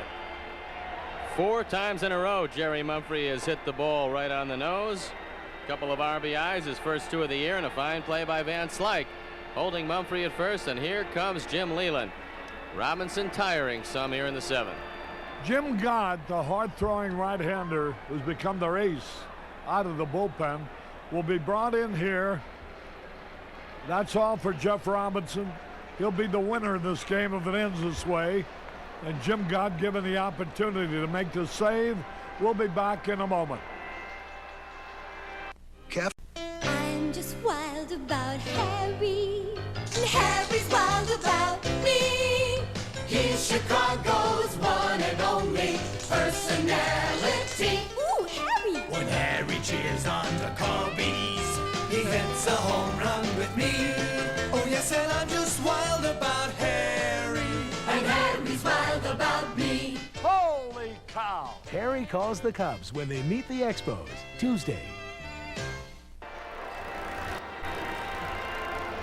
Well, Jim Gott was quite a story in himself, Steve. He throws very hard. He's a big, strong man who came over from San Francisco. Didn't get much of a shot as a stopper over there, but when he came to Pittsburgh, boy, did he put together a year. He was 0-2, but that doesn't tell the tale.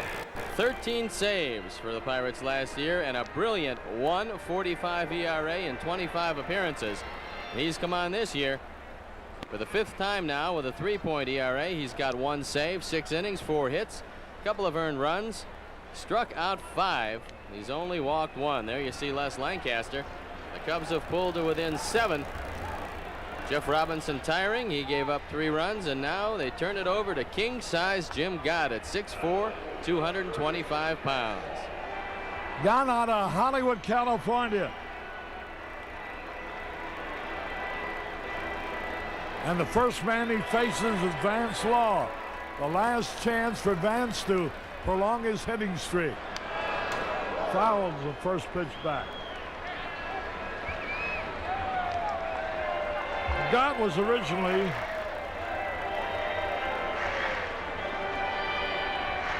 drafted by the Cardinals and then was in turn was selected by Toronto. Acquired in a deal by San Francisco. There's a strike call. I think that's where the beginning of Gott as a pitcher began to develop with I think Roger Craig had something to do with it. Well, Harry, he had some shoulder surgery in San Francisco. They didn't know how hard he'd be able to throw. He's been timed at upwards of 97 miles an hour. Here's a pitch, foul back. Vance Law has hit safely in every game played this year with the exception of this one. He's 0 for 3. It's really one of the miracles of modern day surgery. A pitcher used to have his arm operated, especially his shoulder, if they went in there and did massive repairs. That used to be it for him, and that's not the case now. And Jim Gott is living proof, along with Rick Russell and a few others. They've had a lot of surgery on that shoulder, and they've come back to excel.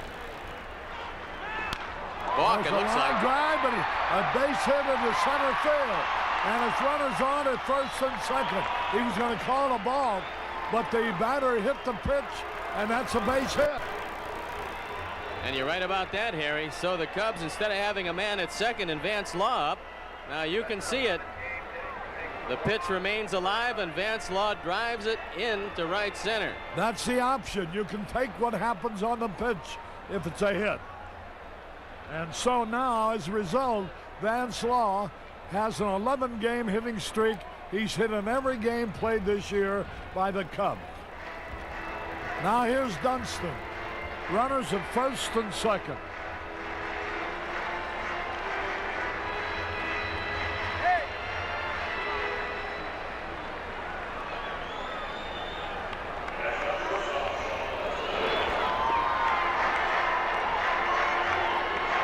Well, let's see, a long one will make it 12-8.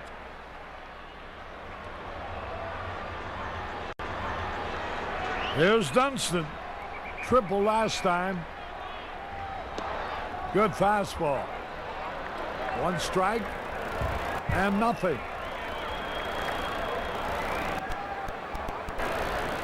Milwaukee leading the Yankees 5-1 in the ninth. Ground ball. Fumble for a moment by Bonilla, but he still recovers in time to step on the bag for the force play. Fortunately for Bobby Bonilla, while he was bobbling this ball, he was right around third base.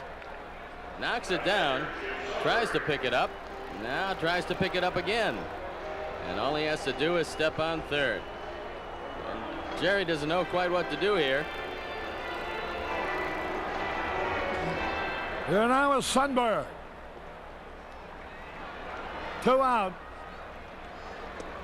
Curveball inside. As a play in the fourth inning, Steve, with the bases loaded after Sandberg has struck out, and Andre Dawson hit between third and short. It looked like it was going to be a base hit. Belliard made a great play. There's a tap right back to Gott. That'll end the inning. And 2 runs for the Cubs. They had 4 hits, no errors, 2 men left. And at the end of 7th, Pirates lead 12-5.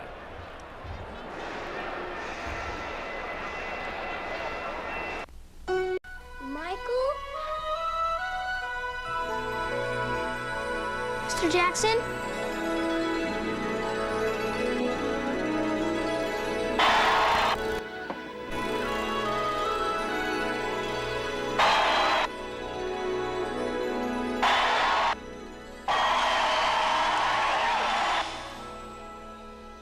Looking for me?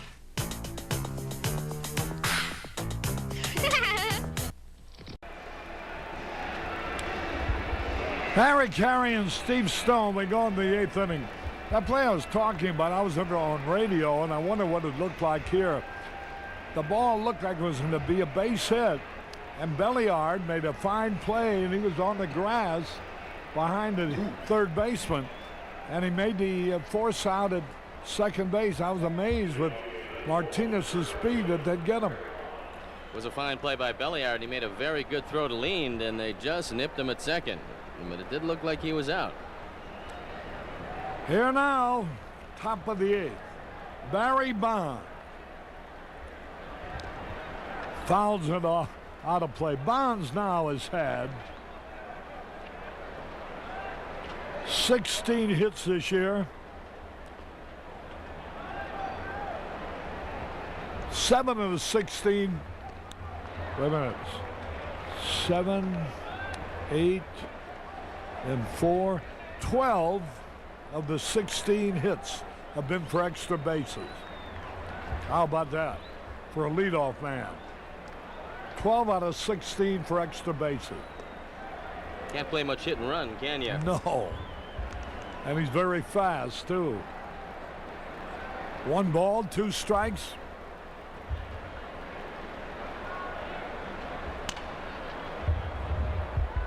1 ball, 2 strikes as he fouls it off. And It looked like he was on his heels on that pitch.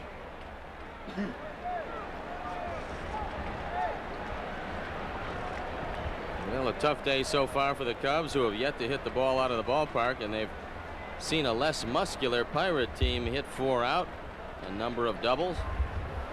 But there's still a couple of innings left. Yeah, but that makes a comparison one of the pitching worth. Here's Barry Bonds. Boy, his dad was a heck of a ball player. Barry hits left-handed, his dad hit right-handed. 1 ball, 2 strikes. Still alive.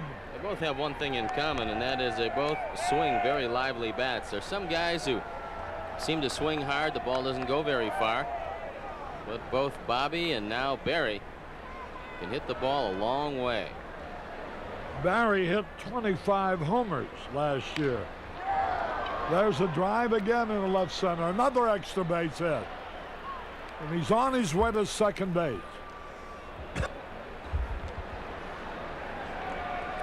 Barry Bonds doubles to left center.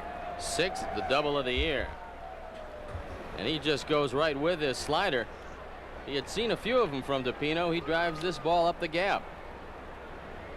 So Bonds lacking a single to hit for the cycle today. Double, triple, and a homer.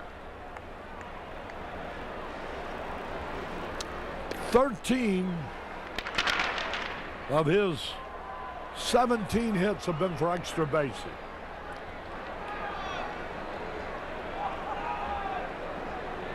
Here's leaned. There's a ground ball. Sandberg will field it and throw him out. But he got the man over to third base. Barry Bonds needs a single to run the scale. He may not come up again.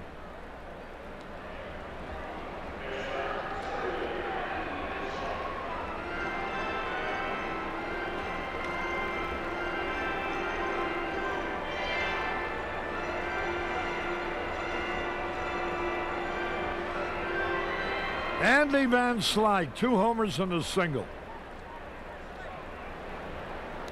Infield in. High pop fly. Sundberg may have a play. He does. 2 out.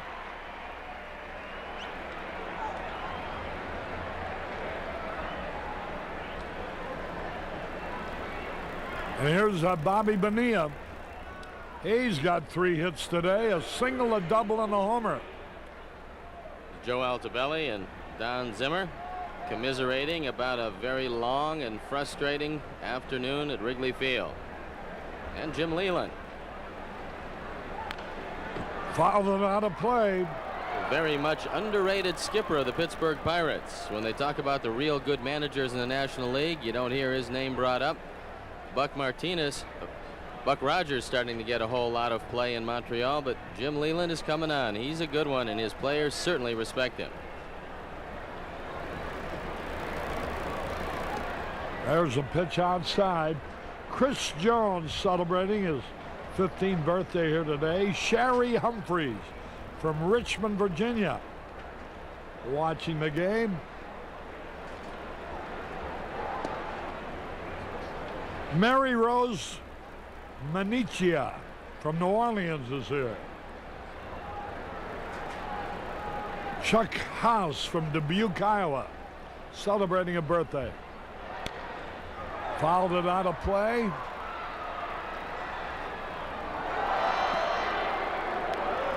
They hear from DJ Sports in Westmont. And a birthday greeting to Ruth Zernecki. 2 balls, 2 strikes, 2 out.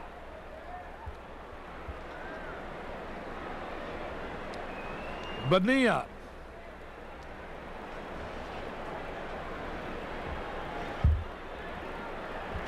You know, I think Sid Thrift really proves his front office ability by the way he judges players. There's a drive in the center field, going to be caught, and it is.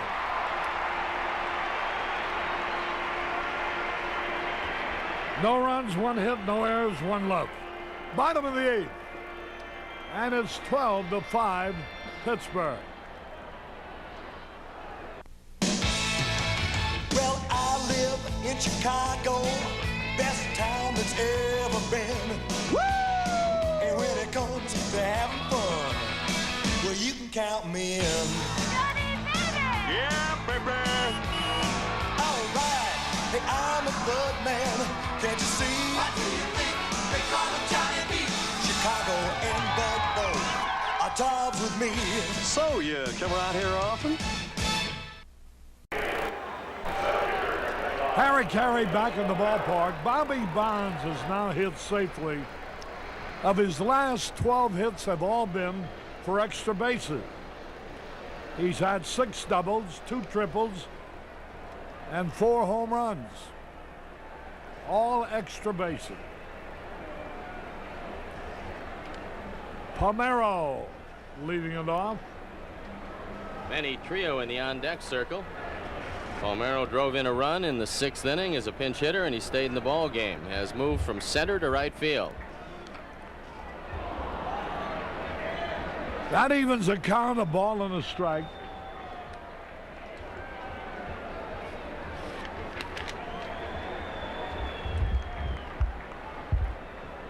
The Cubs missed by a little better than 400 of drawing the 3rd straight 30,000 plus crowd.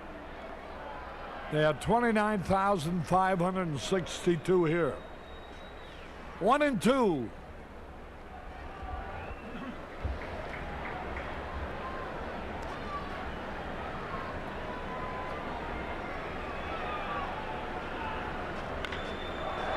There's a drive in the right field, way back it might be.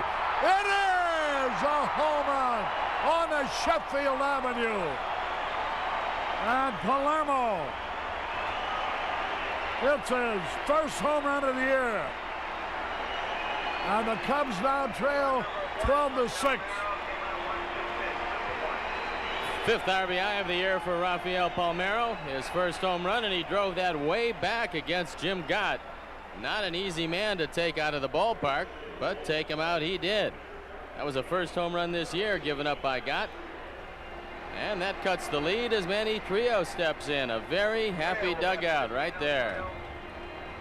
Palmeiro has driven in 2 runs, total of 5 for the year now. Here's Manny Trio.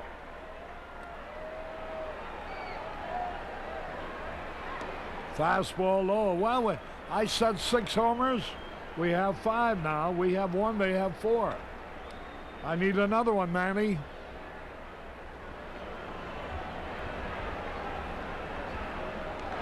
He swings. It's a breaking ball down, and the Chicago Tribune round tripper replay shows that home run went about 390 feet into right field. And True Value Hardware happily donates another $100 to Cubs Care in the fight against cancer. 2 balls and the strike. Looks like Les Lancaster throwing in the bullpen, so he'll come into this one. I wonder how much longer to be before he starts. Well, that's a possibility, Harry. Right now, great flexibility. He can do most anything. There's a pitch foul. The count is even. 2-2.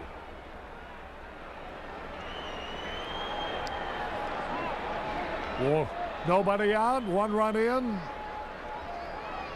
It's 12-6.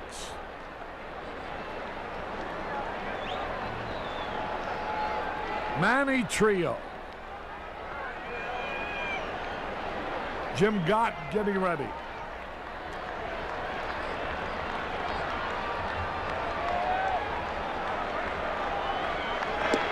Ball 3.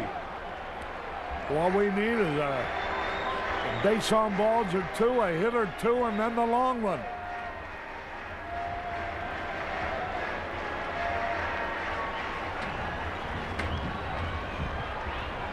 Anytime the wind's blowing like this, Harry, anything can happen.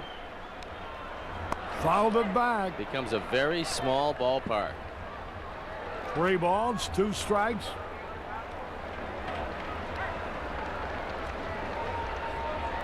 Hall in relief of Schiraldi allowed 2 runs. Belecki in relief of Hall allowed 3 runs. DePino has allowed 4 runs. 3 balls, 2 strikes.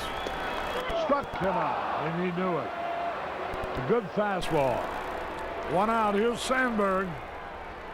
He's batted in a run. He has 1 out of 3.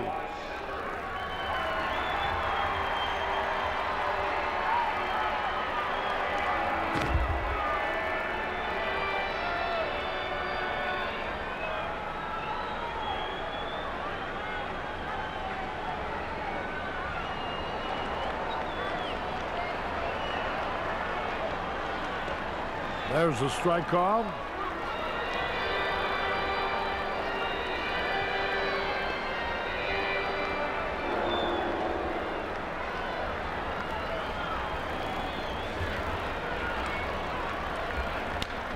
There's a drive. It might be, and it is.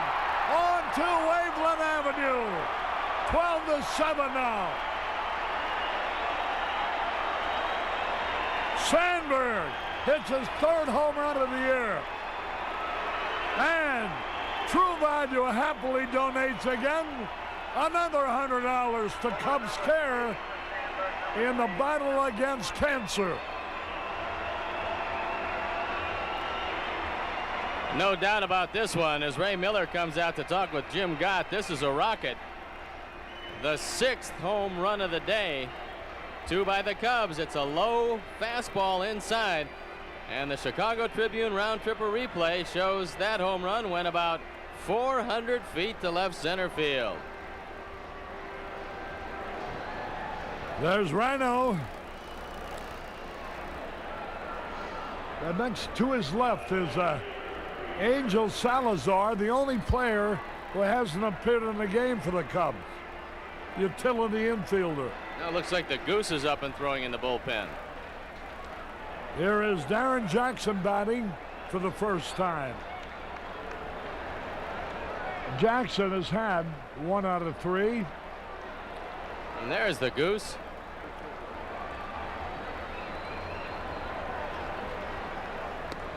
He had a cut. 0-2 with the count.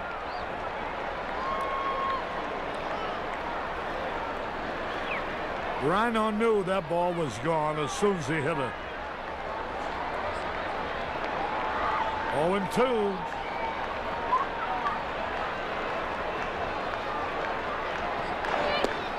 A little bit high, just missed the strike zone. 1-2. The skies are dark. Come on, son, come on back out. It's supposed to come out Tuesday. The pitch. Down ball to the shortstop, Belliard. Little guy's got a great arm. That's 2 gone. And here's Durham 0 for 3.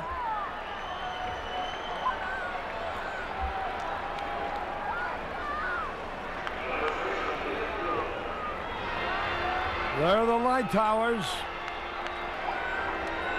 atop the grandstand roof that are building on both sides, the first base side and the third base side.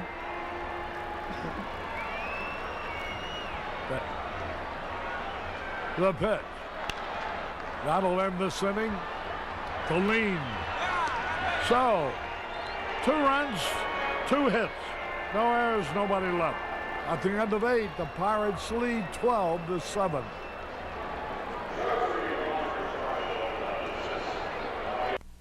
April 5th, 1948, WGN Television goes on the air.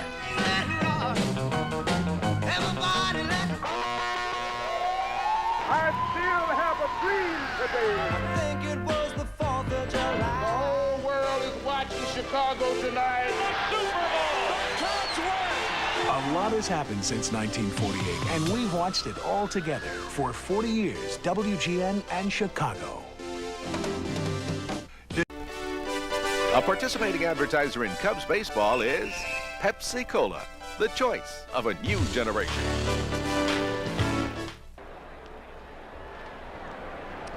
Harry Carey back at Wrigley Field where the skies have gotten very dark indeed.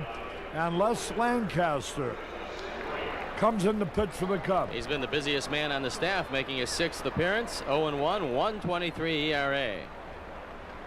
There's a pitch, a strike call. He becomes the 5th pitcher of the day for the Cubs. You know, in all fairness, 5 runs were scored off the Cubs starter. Schiraldi bunt. That leaves a total of 7 made off the relief pitching. Quite often the starter will get knocked out. It's up to the relief to hold him for a little while. Today that hasn't been true. The Cubs have made 7 runs. There's a ground ball to Law. He's got it. And throws Bream out. Juggled around a little bit, but followed with a perfect throw. Big smile on the face of Vance Law.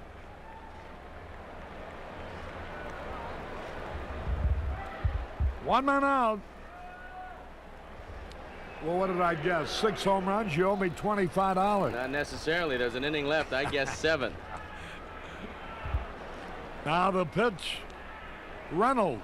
Boy, he's been an effective hitter. His 3-run homer paced away yesterday for the Pirates, and he's 4 out of 4 today. There's a foul drive into the right field corner. He's been on base 5 times in a row. 2 doubles, 2 singles, 3 runs batted in. He's been a big man yesterday and today for Pittsburgh. Did not play in the opening game of the series. He didn't have a homer or an RBI before coming to Chicago. Now he's got a homer and 6 RBI. Whoa. Ducked out of the way.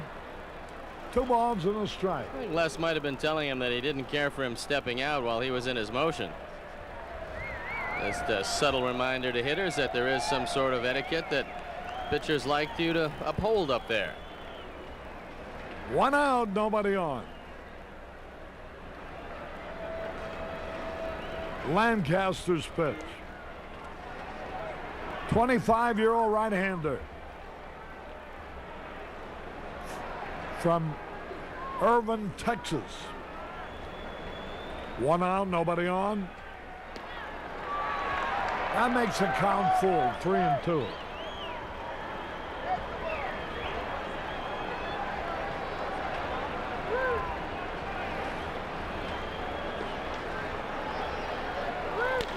Ground ball right to Durham.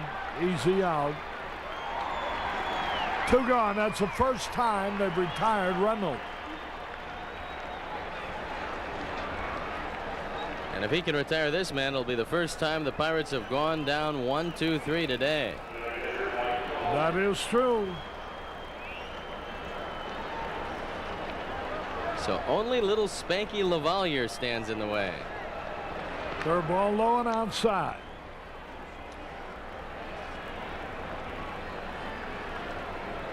Hey, I think this wind's going to blow these windows out. There's the strike call. 1-1. See, now you know how the 3 little pigs felt with the wolf at the door, huffing and puffing. Of course I do. 1 ball, 2 strikes, 2 men out. This is as windy a day consistently as I've seen it here, and it has been blowing straight out all day long. I didn't know you're such a literate man. Oh, certainly. Read about the 3 words. 1 ball, 2 strikes.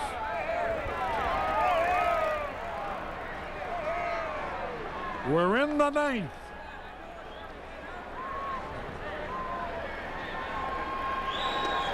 There's a pitch low. You know, the Pirates won 7 out of 9 here at Wrigley Field, 7 out of 9 at Three Rivers Stadium last year. There's a smash, 1 hopper right at Ron Sandberg, and he throws him out. That's the first time in the game the Pirates have been retired in order. We go to the bottom of the ninth. The Cubs need 5 to tie, 6 to win. And as long as we